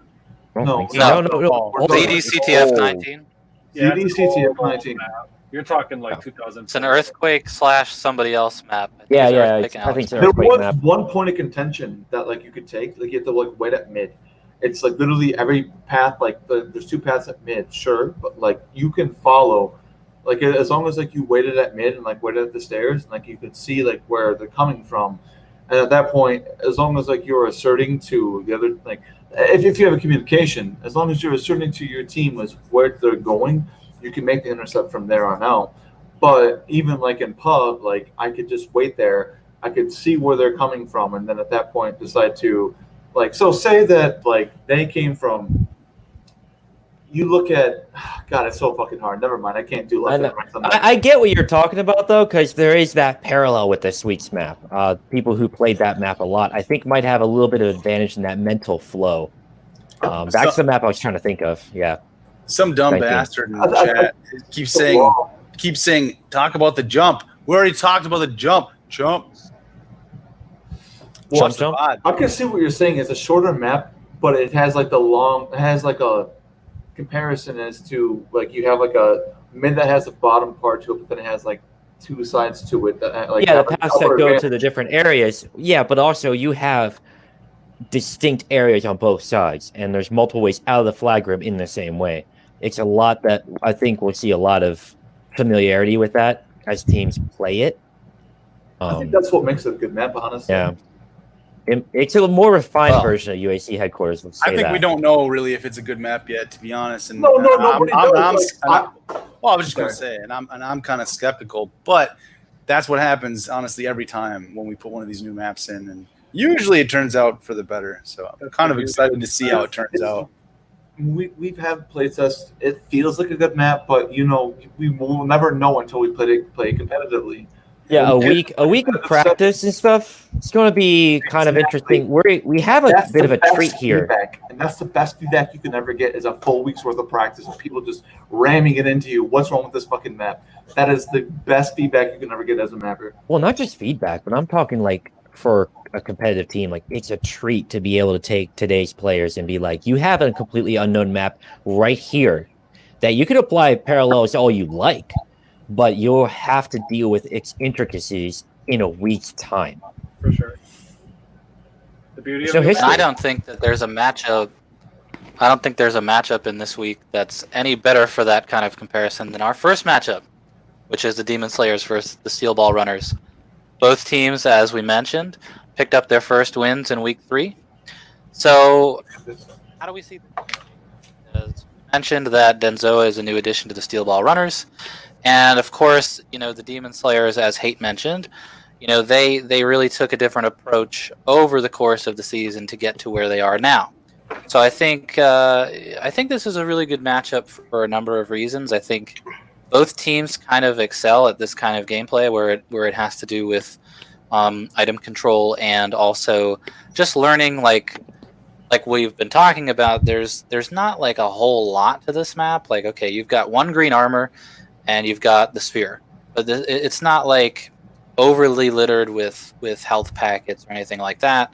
And the layout's fairly simple. It's just a different layout. So I think to have teams full of guys they're all kind of varying experience levels, I think it's going to be yes, that was a smooth segue, thank you. I think it's going to be an interesting matchup.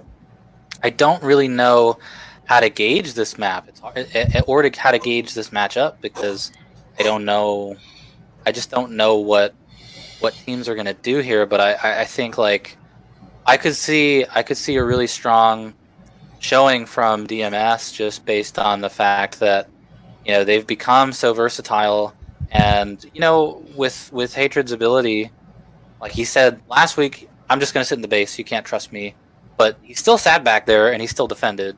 So and I mean, with someone like him with that kind of aim, I think on this map is crucial because you can kind of bolt out as a runner. Like you can do a couple tricks. You can lower that lift, go over to the flag, run back up the lift, and then bam, you're gone. Or you're just fuck it.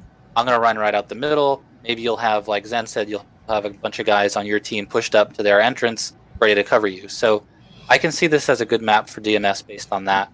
SBR, they got that frag power in the middle. So you never know how that's going to work out because Caution is a great mid. And they have, I think all three of those guys could probably defend. So it's going to depend on how they set up. I always love speculation, but you know what?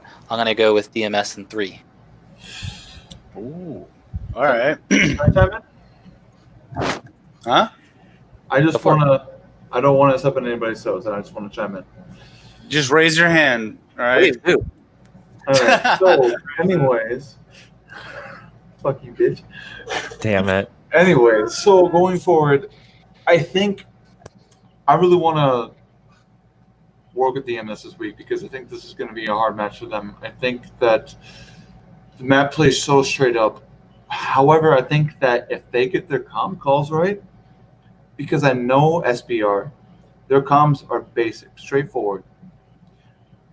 They don't like, Jake doesn't like comms. So I'll just give you No. that right now. You're right about that. I remember that. So I'm just saying, if you get your comms right and you have your communication on point, you know what the fuck you're fucking doing, it's in the bag, in my opinion. Like, as long as like you make sure that everybody's coordinated and you know everybody's doing what they need to fucking do. In my opinion, I think you should have Alpha, mid, Dranzer, O, because I think Alpha will be more of a versatile mid player for you.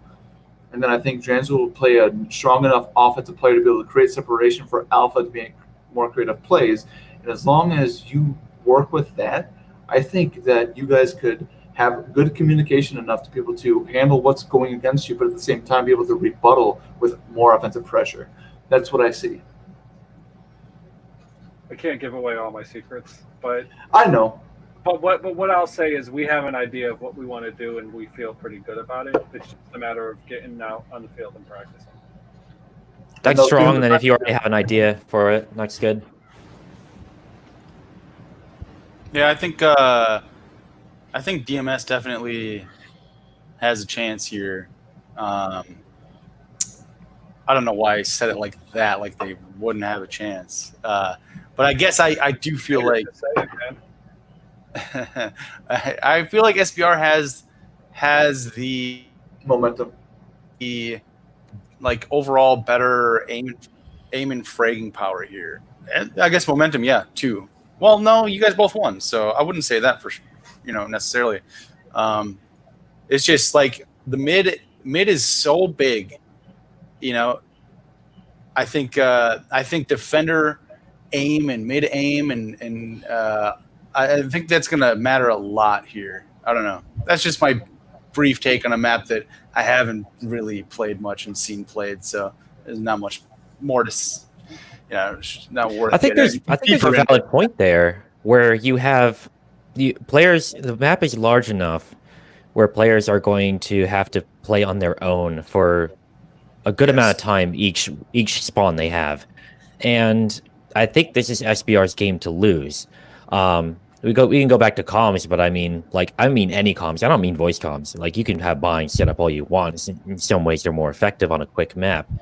But I think I love what Alpha's doing, but I think that he is a vulnerability in terms of one-on-one in the CTF game. I don't think he's not as strong as what SBR can put out against him. So putting him at mid might be risky, but I'm curious to see what DMS will actually throw out. But I think it's SBR's game to lose. Let me throw in my prediction. I think SBR Damn. We're what? getting spicy. You're breaking your own rules. He raised his hand, man. He raised the hand, dude. I gotta pee, dude. Sorry. And I started talking. I want to have the last word. Go ahead, Tab. I'm raising both hands now. Y'all shut the fuck up. All right. I didn't get to finish with my prediction anyway. I was talking, and I will say, or maybe I did, but I'll say SBR in 2. And sorry, I gotta pee. Sorry, guys. All right. You alcoholic, god damn. Okay. So, Fuck you. listen, that's all right. Y'all can have your little predictions.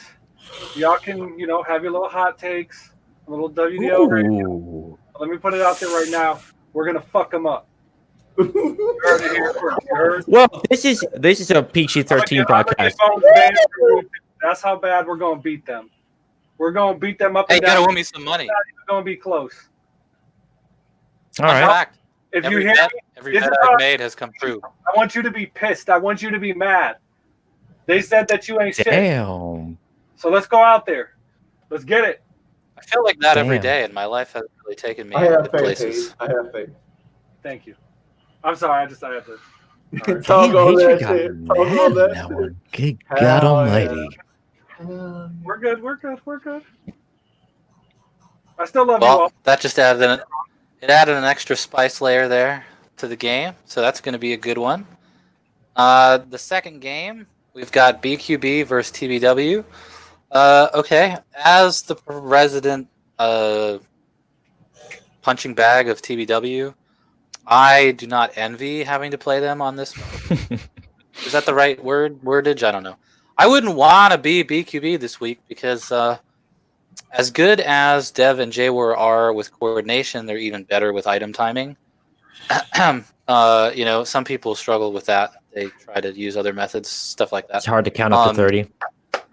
It can be. It can be. So, I think they're going to do a really good job here of nailing that part of it down. And I think they're going to have a very similar setup. I mean, Asriel is really coming into his own as a fragger, and he's just kicking some ass. As a runner, defending. my God, Asriel's insane. Yeah, both, everything. I mean, he's turning into the all-around versatile guy that people are kicking themselves for not drafting.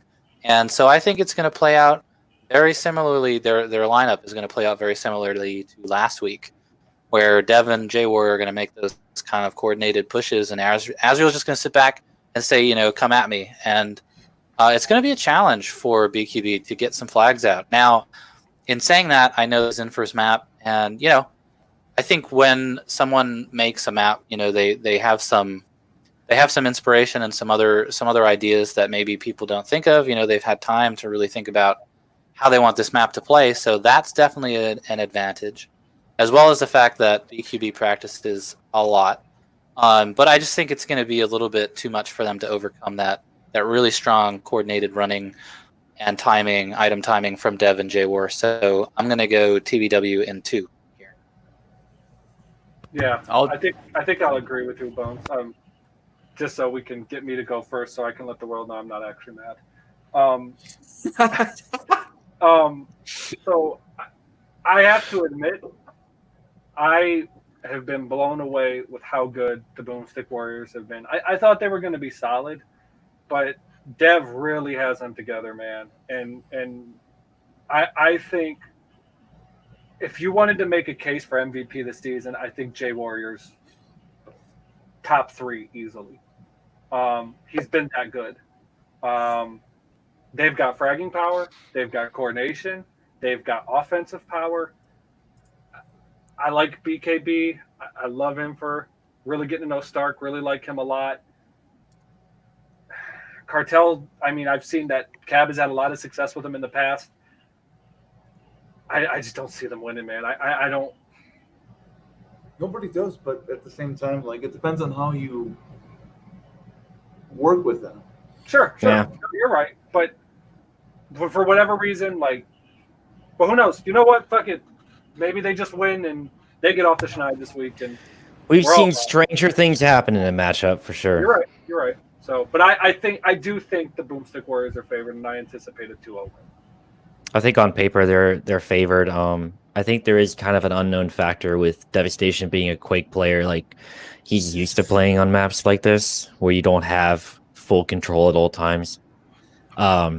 Larger, kind of more complicated maps, sure. And I think that as a captain, that will help him greatly. I think pressure will be on BQB. But this, like Ross said, this is a kind of a complex map, and it will be how you approach it as a team. It'll be absolutely how you approach it. We could see an upset like you wouldn't believe. They might have their heads spinning so fast as flag after flag bleeds out. We have no idea yet. It's a completely new map. I just love it. But if I had to throw out a prediction for this one, I think I'd probably go TBW in 2. Can I jump in? No. You. I think I would lean the same way, but except for the Infer's map factor. I didn't put enough on that last week when I made a prediction on Ross King's team and on his map. So I feel like I'm going to slide. I'm going to try not to make that same mistake again here and say that although, oh man, see now I want to change back because everything I've been saying about this map feels like Boomstick Warriors team fits it perfectly. They have, a world-class dueler in Dev who could, really shut down a runner on this map. Maybe, if he figures, D out with J Warrior, and if any duo, if any like tandem of D and mid is going to figure this map out, I mean, holy crap, it's probably going to be Dev and J Warrior who are going to be practicing like crazy. And I've played with both of them extensively, so I just Not only so that, I mean, yeah.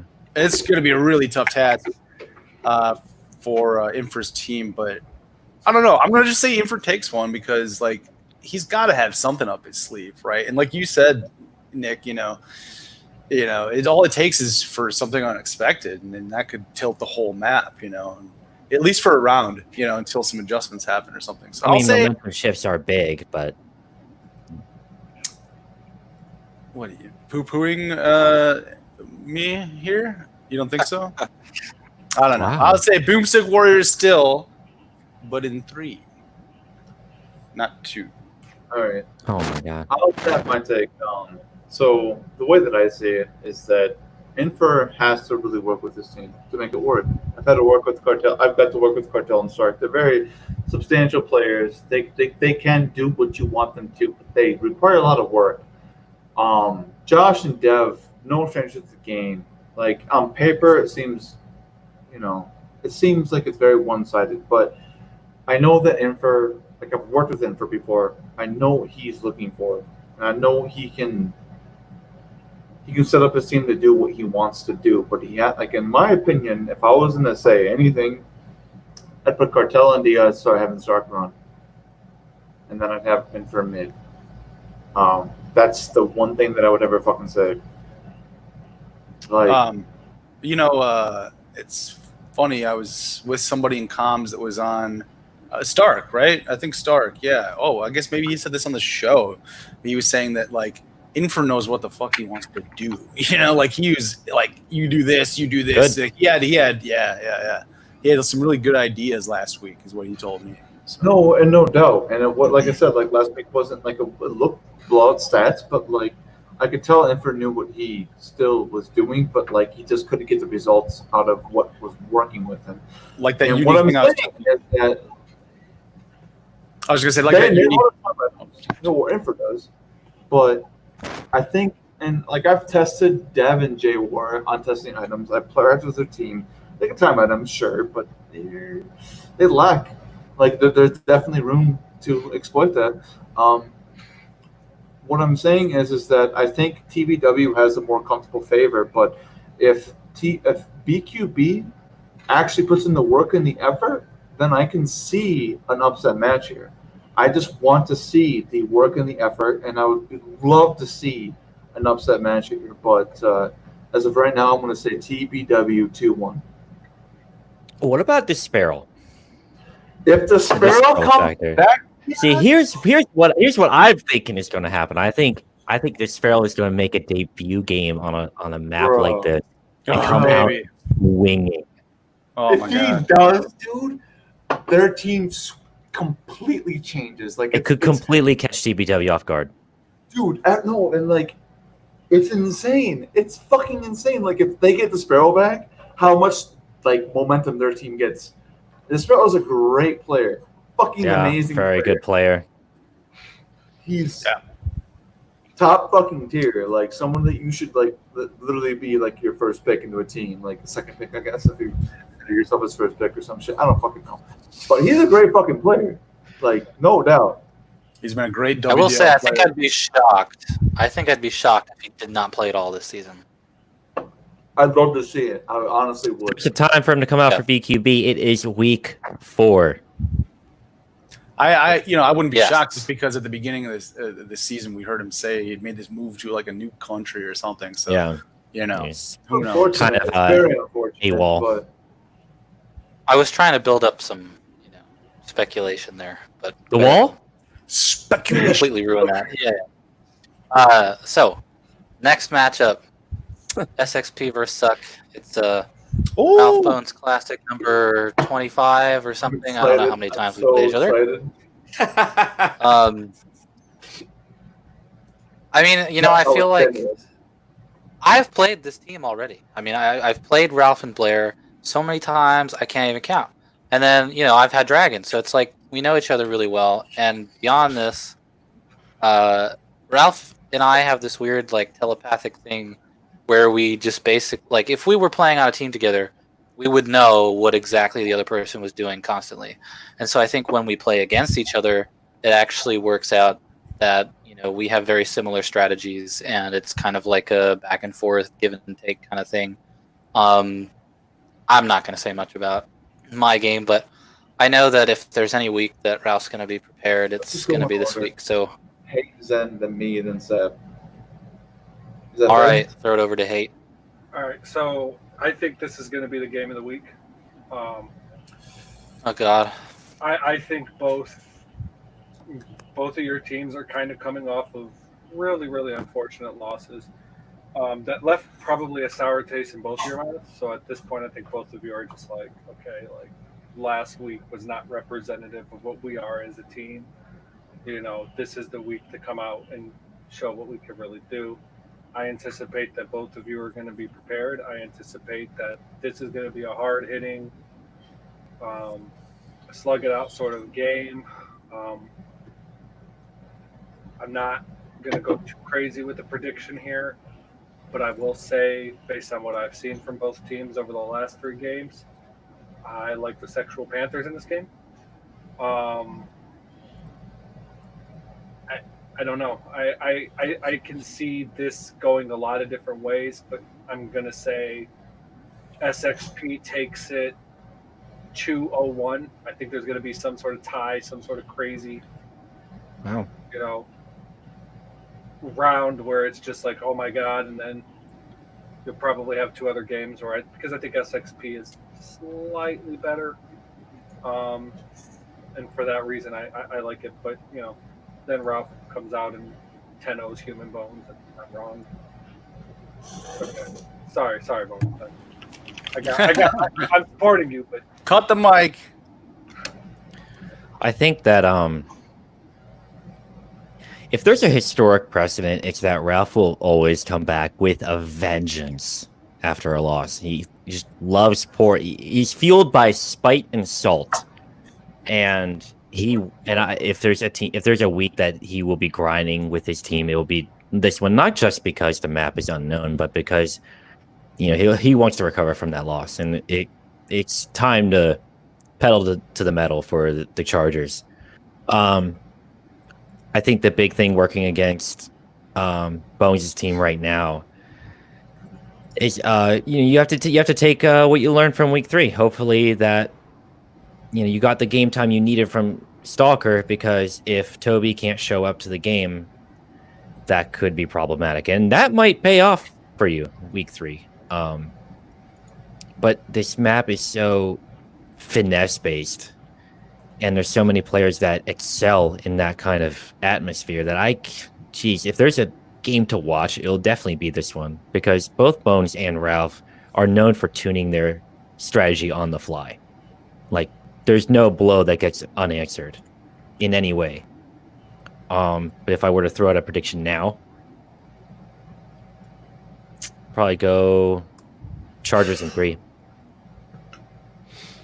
I can see why you think that. And honestly, I think what it comes down to is that you think about Toby and then you think about Prime as their thirds.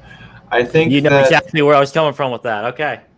Yeah, exactly. Yeah. And so my point is that we have to think about Blair and think about Dragon as their seconds. Mm-hmm. Honestly, Dragon's been grinding this fucking game for fucking years. So I think he's I love Blair. Don't get me wrong. He's a great fucking guy, and he knows what he's doing. But you don't see him grinding like that. I think Dragon's a stronger second. I think that Toby's a significant enough of a third to be able to potentially pull this through. I think that's what it comes down to. And I think that while Suck actually has a lot of plays up their sleeve, this is going to be a new map for everybody. And I think that once the pressure is on, everybody's going to fall back to what they know. That's what happens when pressure is applied to you. You want to default back to what you think is right, because at that point, you don't know how to handle pressure. That or you just start throwing shit at the wall and then see what fucking works. So, and at that point, I think SXP has better understanding of what's going on. I know Suck has good coordination. I've practiced against Suck, but SXP has already had previous seasons in the past. I know Ralph and Blair have worked with each other in the past, but Dragon and Toby have always worked with each other. Prime is newly adjusting to how Suck is being, and on top of that, like they're learning the new meta, in my opinion. So I think that I want to put it to SXP, but I want to put it like a 1-0-1 circumstance where you can't even do that, can you? If they tie and they win, is that 1-0-1? Yeah, Maybe so that like would be 2-0-1. Codes and everybody just forfeits. So it'd be League down. okay. I'll put it 2-1 then. My bad. Everybody just dies from Corona. Now, Ross, I'm actually curious what you think of what if Solar came in for Prime? Then it's a fucking 2-0 straight. I love Solar. He's a great guy, but like I can't. Like he can't communicate with them. He can't work with them. Like I'm sorry. We've already got one hater that's being called out here. Fuck you. Suck his back, baby. Oh, there it is. I disagree about the communication with Solar. I mean, shit, man. I've played a lot with Solar. You can definitely communicate with Solar. You can tell him, anything, and he'll be able to do it. Solar and I were on this team in like a Z Damon tournament a couple of years ago, like around the time in like the last season of WDL ended, and we ended up. It was like him and I in Asgard, but Asgard had to drop out, so we just ended up with like whoever the fuck we could pick up like on a random day, and we went like super far, and I gained so much respect for him as I think he was the captain, and anyway, I disagree on that, Anyway, about this matchup, I don't know the map, who knows, but I would say going into this map, you got one team, SXP, who is 2-1 and coming off of a loss that we all agree like may have been preventable if Bones didn't, make a decision that had like, an effect on the outcome of the game, and he had reasons for doing it. But then Suck, like Nick, you were saying, Suck comes back with a vengeance. Well, no, actually, they've lost 2 in a row now. Like, I don't know the last time I've seen a Suck team lose 2 in a row. So I don't know what's going on with that team. And Ralph I think he just said he's driving through South Carolina right now. It's already Wednesday, my dude. He better get home soon and start practicing. I'm going to go with SXP for those reasons. And I'm going to say, though, it's in 3, not 2. I don't think Suck's going to have any sort of repeat performance like one that we saw last week where it seems like they're not in it. And either round they lose 2-0. Yeah, I don't think we're going to see that. I think it'll be much tighter than that. But just based on those things that I said, I'll give the edge to SXP for now. I want to give a little bit of a rebuttal about Solar not being able to communicate. During the dark times of the GPS season, I played with them on map. I played with Suck on map 22 to practice that week, and Solar was communicating very well, I felt like. So I just want to throw that out there. But they understand what you're saying. Yeah. No, and like what I mean, like it's very distinctive calls. I don't remember the quality of his calls, to be honest. My point is, like, if I was going to be specific with my calls on what's happening, would you understand that? Yeah, absolutely. I believe so, yeah. Okay, well, that's what it is. Whoa, that's fair. Whoa, are you being racist here, bro? No, I understand what he's talking about. No, I get the concern, but no, I played with Solar very recently, and he was fine. At one point, it was nothing about that. It's the real thing. Like, yo, I'm gonna fucking cancel your ass. You better shut the. No, I'm just kidding. Whoa, my God. God. Well, I'm just if you wanted me to be clear about that, in League of Legends, it wasn't super uncommon to have Korean players come over to the United States where they spoke no English at all.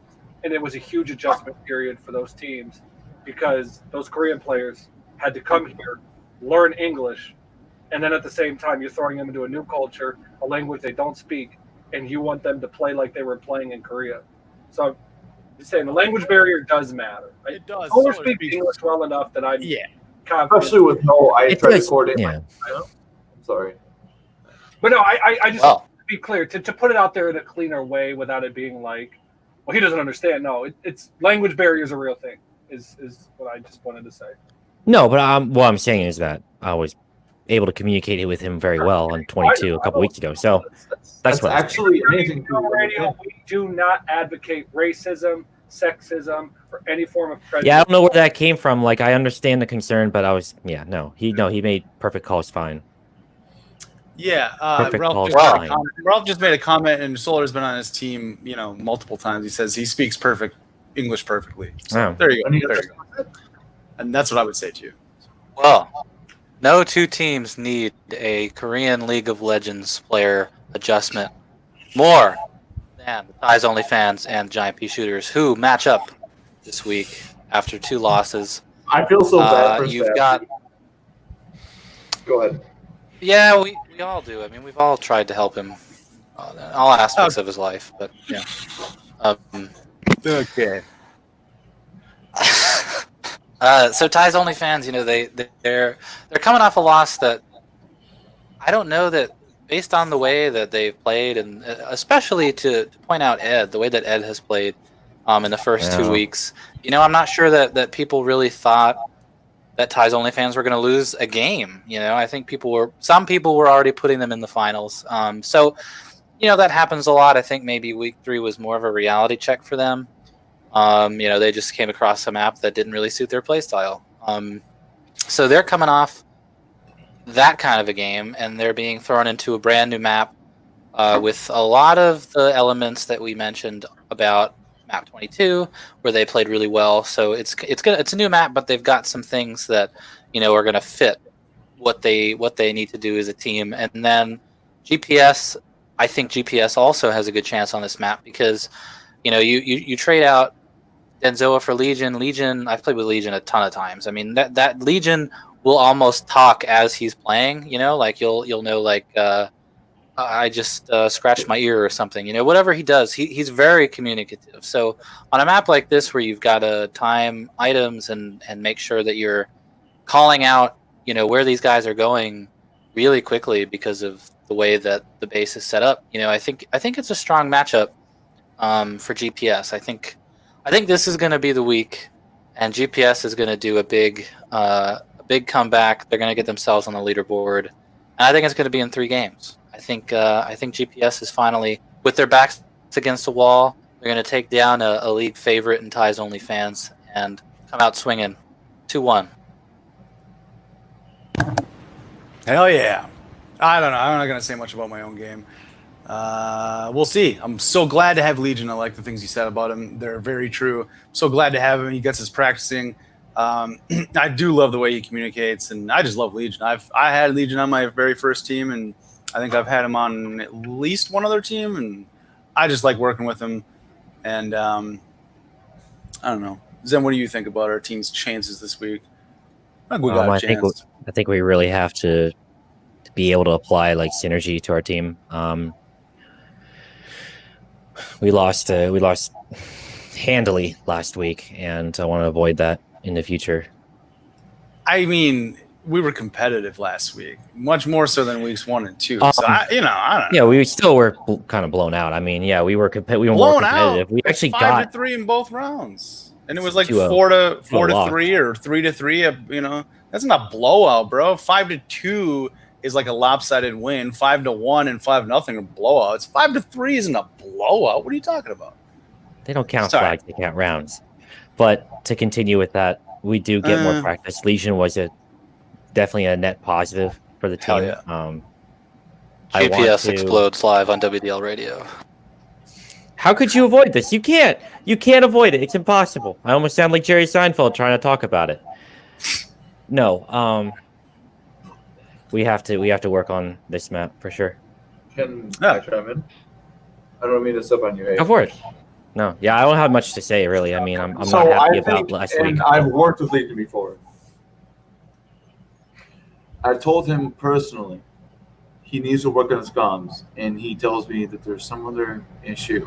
Like he gives comms, no doubt, but like he lacks It's a stream of comms. consciousness. It's not concise. Sorry, Legion, if you're listening, but I yeah, like his it's comms. a I've enjoyed stream them of- over the last It's week. I I can't don't think filter it out. I don't think you've experienced what our comms are. And I've worked with Legion. I'm telling him that he needs to talk to me more. He needs to tell me what the fuck he's doing. He said And he Yeah. give me I don't know what. Yeah, but what Ross, the fuck that it was how many seasons ago? Like I know No, you mean, this was and I do know recent, your and we were comms. practicing with each other recently. On what, in WDL or what? I think it was practicing against a fucking team. I don't fucking know what it was, but like What do I'm you mean, like, telling you you picked right him up now, or- I just fucking practiced with him. Yeah, but And, that's like- practice with a pickup dude. If All it's right, not all on right, your all right. team, and that's You different. know what? I don't know. I'm just defending my guy. And I have a different opinion than you. Let me break this out with some No. constructive feedback here. Okay, I'm trying to give you like, constructive feedback. I know. I know. Okay. But if you want to Okay. dismiss it, that's fine. That's fair to you. Like No, I'm sorry. here was the number one problem I had last week, is that I didn't know when he was rocket jumping. I'm down there locking down mid like crazy, and I see his body at a 45-degree angle flying up over the map. I'm like, what? Like, tell me, I'll help you. But that's what we need. We need Yeah, that. separate communication definitely helps. I will say that much. Did Zen say Jerry Seinfeld or Jerry Springer? What is going on with you guys? Stay let me- tuned. Let me chime in here. So I think your guys' backs Go ahead. are against the wall. So it's do or die. And sometimes, man, that's all it takes. You know, like that's all it takes.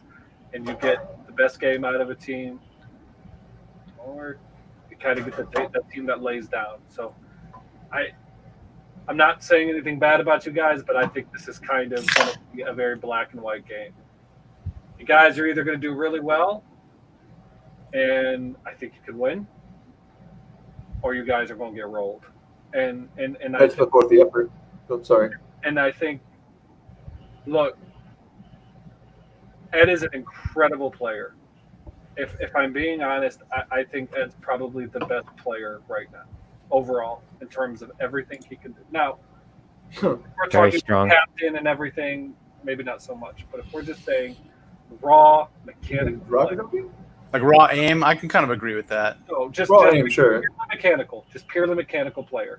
I'm ignoring things like as Running. a captain, as a comm, Versatility. As a runner, I mean, you're ignoring a whole No, aspect like, of doing as raw mechanics, I can agree that probably Ed is probably like the best aimer, but like, Yeah. and there he lacks a lot of other mechanics.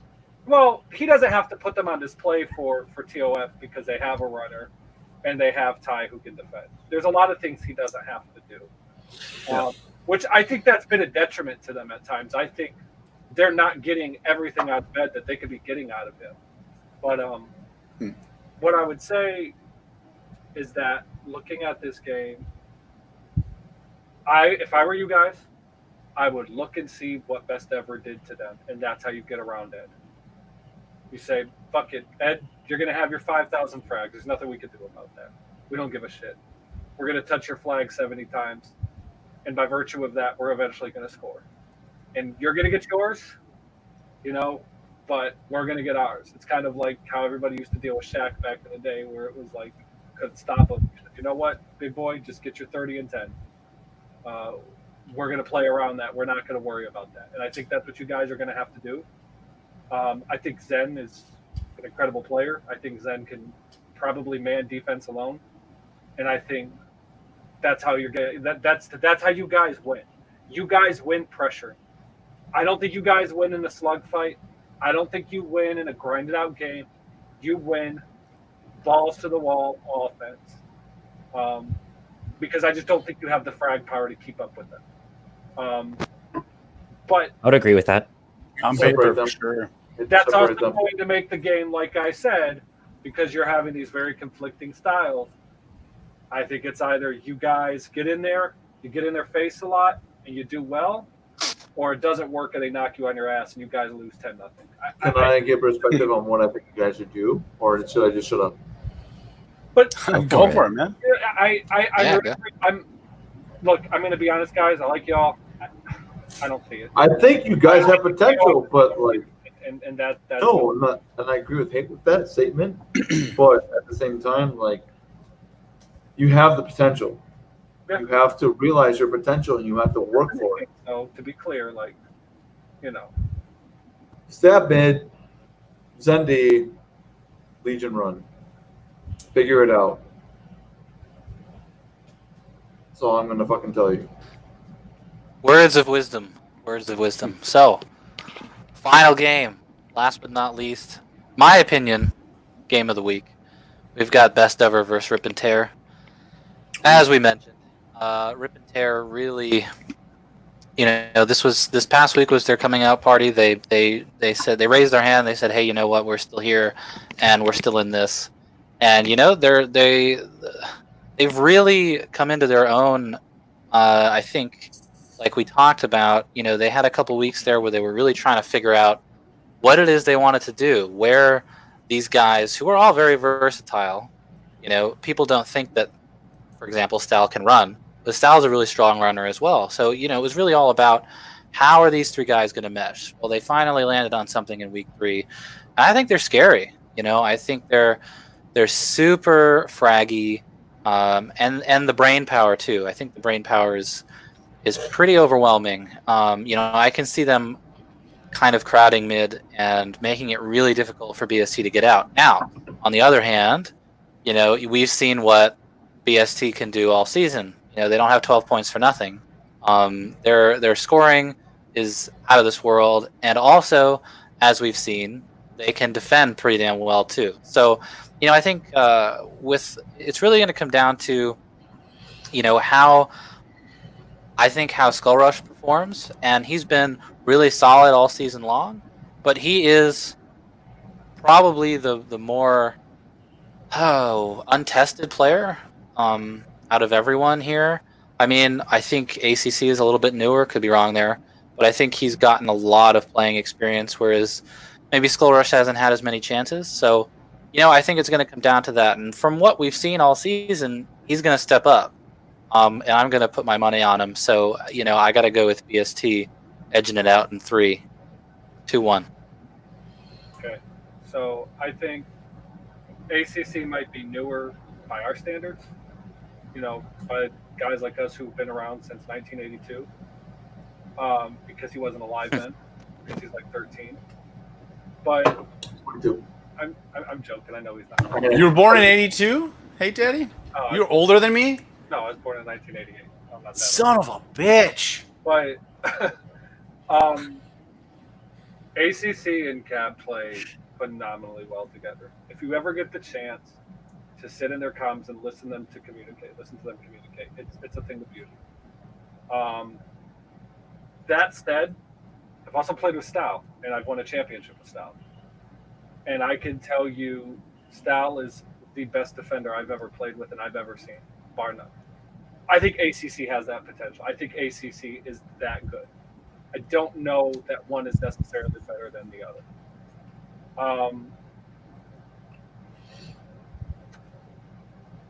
My head leans with BST in this one. My heart is with Rip and Tear. I love it. In a serious analytical moment here, I think Rip and Tear is the best constructed team to give that kind of style that BST runs problems. That very rotation heavy, push it up, constant motion. They do everything that you want to do to slow that down. They chip at them in mid, they let them come in, and they get runners behind them. Now, ACC is a good defender, so that's going to be a problem. It's going to come down to Shane, assuming that he's running. I'm sure they'll do 2-0s and swap back and forth with Shane too.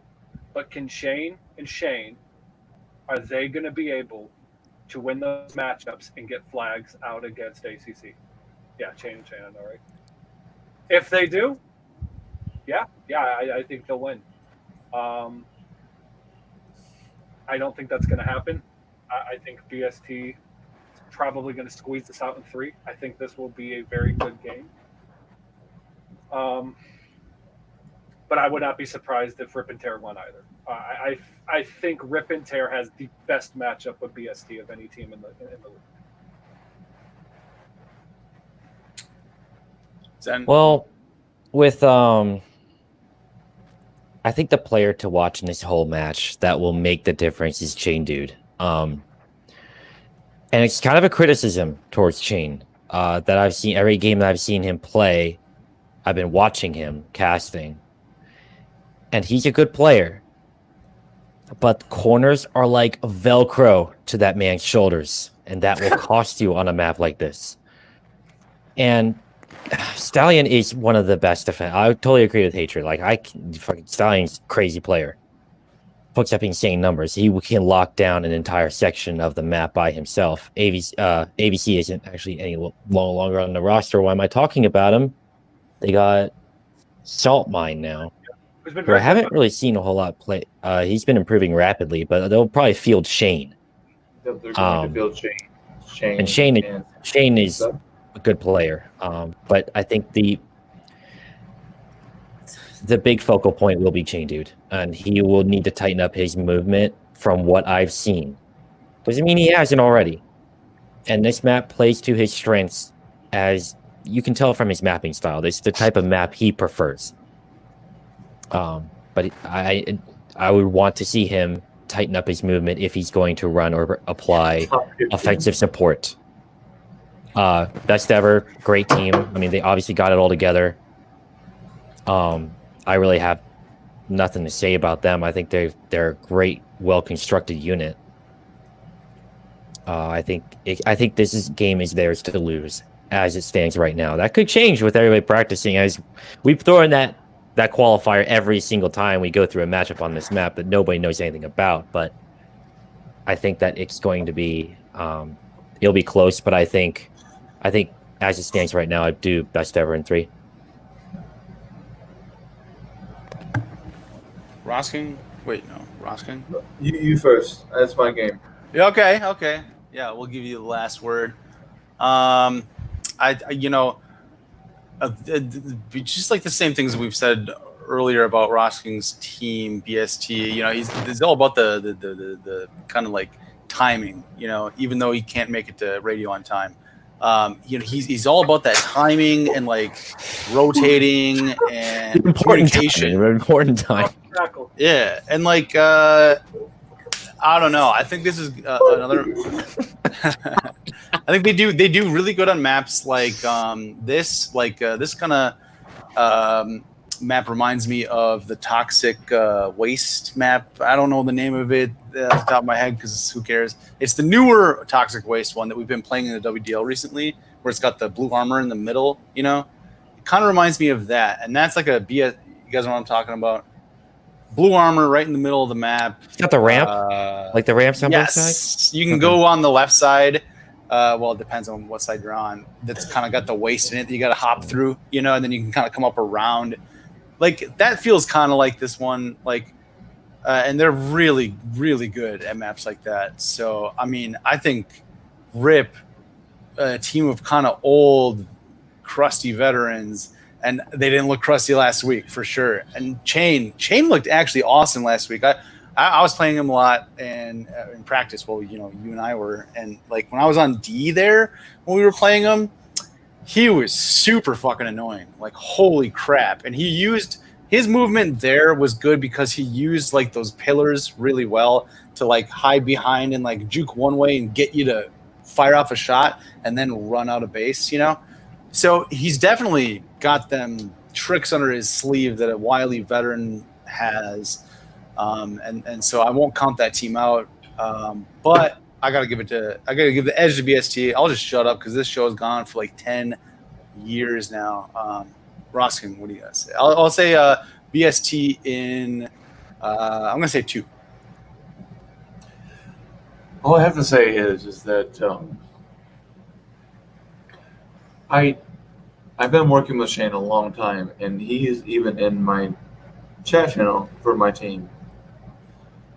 I know that he's capable of trying to pull something against me. Like we talk almost every night about strategy, on all this stuff, and I think that he's stepping up to be the more captain role of Rip and Tear. If anything, I want to say that I think Shane, going forward, should be looked as a captain because he is a great communicator. He knows what he wants. I've already worked with him through a whole fucking season. Same with ACC. But I digress. I'm sorry. I'm kind of moved up. Well, let me throw in on that. I'm on the Shane train. I love Shane. I was The watching him. Shane train. I was very much thinking about drafting him, but you know how drafts go; they just kind of go the way that they go. But great captain. But preseason, I was so impressed. Shane knows, I've already worked the entire season with Shane, dude. I love him. Shane, dude. That's where it came from. But anyways, I digress. I'm sorry. But I'm not taking this week not seriously. I know that they can have the potential to do it. I'm just going to try to practice my ass off and just try to make sure that I know what I need to do. I condition myself to know the appropriate conditional responses, so that way I know what to look for. I mean, that's the only thing that you really can do at the end of the day. And if they beat us, it happens. But all I'm going to say is that we're going to bring the heat. So I can fucking tell you, we're not going to we're going to be relentless. And if you think anything less than that, the mistake's on you. Uh-oh. He's coming. Watch out. Well, that sums up all of our matchups that we have to look forward to. Let's run through. Oh, go for it. Should we let him speak? I was just saying, shout out to my boy Vadim up in Toronto. I know you got the Rona. Oh my god. Cut the mic. Cut the mic. Does he actually have Corona? No. He demanded a fucking request by me too. I love you, Shaq. I love you, Juan. I love you, Xmas. I love you, Scorerush. I love you, ACC. Okay, there we go. Okay, we gotta move the hell on. Come on. I already gave my shout outs. Well, the only place to move on to is a black fucking screen, because it's been a long 2 hours and 22 minutes. But let's run through the schedule. Doesn't matter. Like any of us do anyway. Let's run through the schedule or what we have of it so far. I think there's one game that's not scheduled yet, but the first game is actually tomorrow. That is Best Ever in Rip and Tear. That'll be at 9 p.m. Eastern. Then we've got a doubleheader on Saturday. We got Obelisk Blom versus Stick Warriors. That'll be Saturday at 8 p.m. Eastern. Demon Slayers versus Steel Ball Runners. That's 9 p.m. Saturday. And then on Sunday, we've got the Sexual Panthers versus Superchargers. That's 4:30 p.m. Eastern. GPS, do you guys have your game scheduled? Because it doesn't look like you do on this I schedule don't yet. think so. Yeah, 5. I thought it was 5 Yeah. on Is it? Sunday. What was that? 4:30 on Sunday? So maybe ours isn't at 5. Okay, I don't Ralph know. is in the comments here. Well, Ralph, come on, we got somewhere. this set in stone. I thought. Hold on, let's check. We got this for you guys. Yo, Is our game scheduled for 2:30 on Friday? Or Thursday? I'm sorry. Thursday. Tomorrow. Yeah, tomorrow night. tomorrow at 9 p.m. 6. 9 Yeah, p.m. 9 p.m. I don't know if it's like no. 6 p.m. Scout's been messaging me about a reschedule, so I don't know what's happening. Oh, really? Well, Okay. Then 5 o'clock. 86, this whole conversation that we just had. I'm so sorry. Schedule will be out of time. Okay, no. What is 86? GPS, It was style. GPS versus TOF is Sunday. Sunday at 5. 30 minutes after we're pretty much right after the Panthers and Chargers play. Back-to-back games. Yep, Hell I yeah. guess RIP and BST is postponed. So anyway, we'll post the schedule on doomleague.org. Before we go, anybody have any last words? We will try to broadcast the doubleheader on Saturday night. I'll have to check with Blair, but I really want to. I love casting doubleheaders. It's so much fun. So stay tuned with that one. I just want to say thanks to Hey Daddy in the bunker and Rosking in the dungeon. God damn. And Zen in Oregon or something. I don't know. Washington.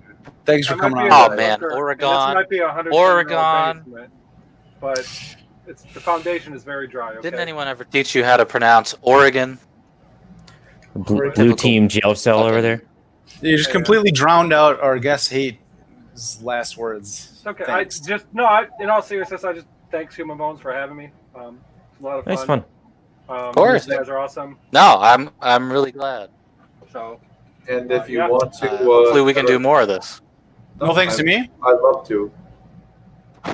My chopped liver to you.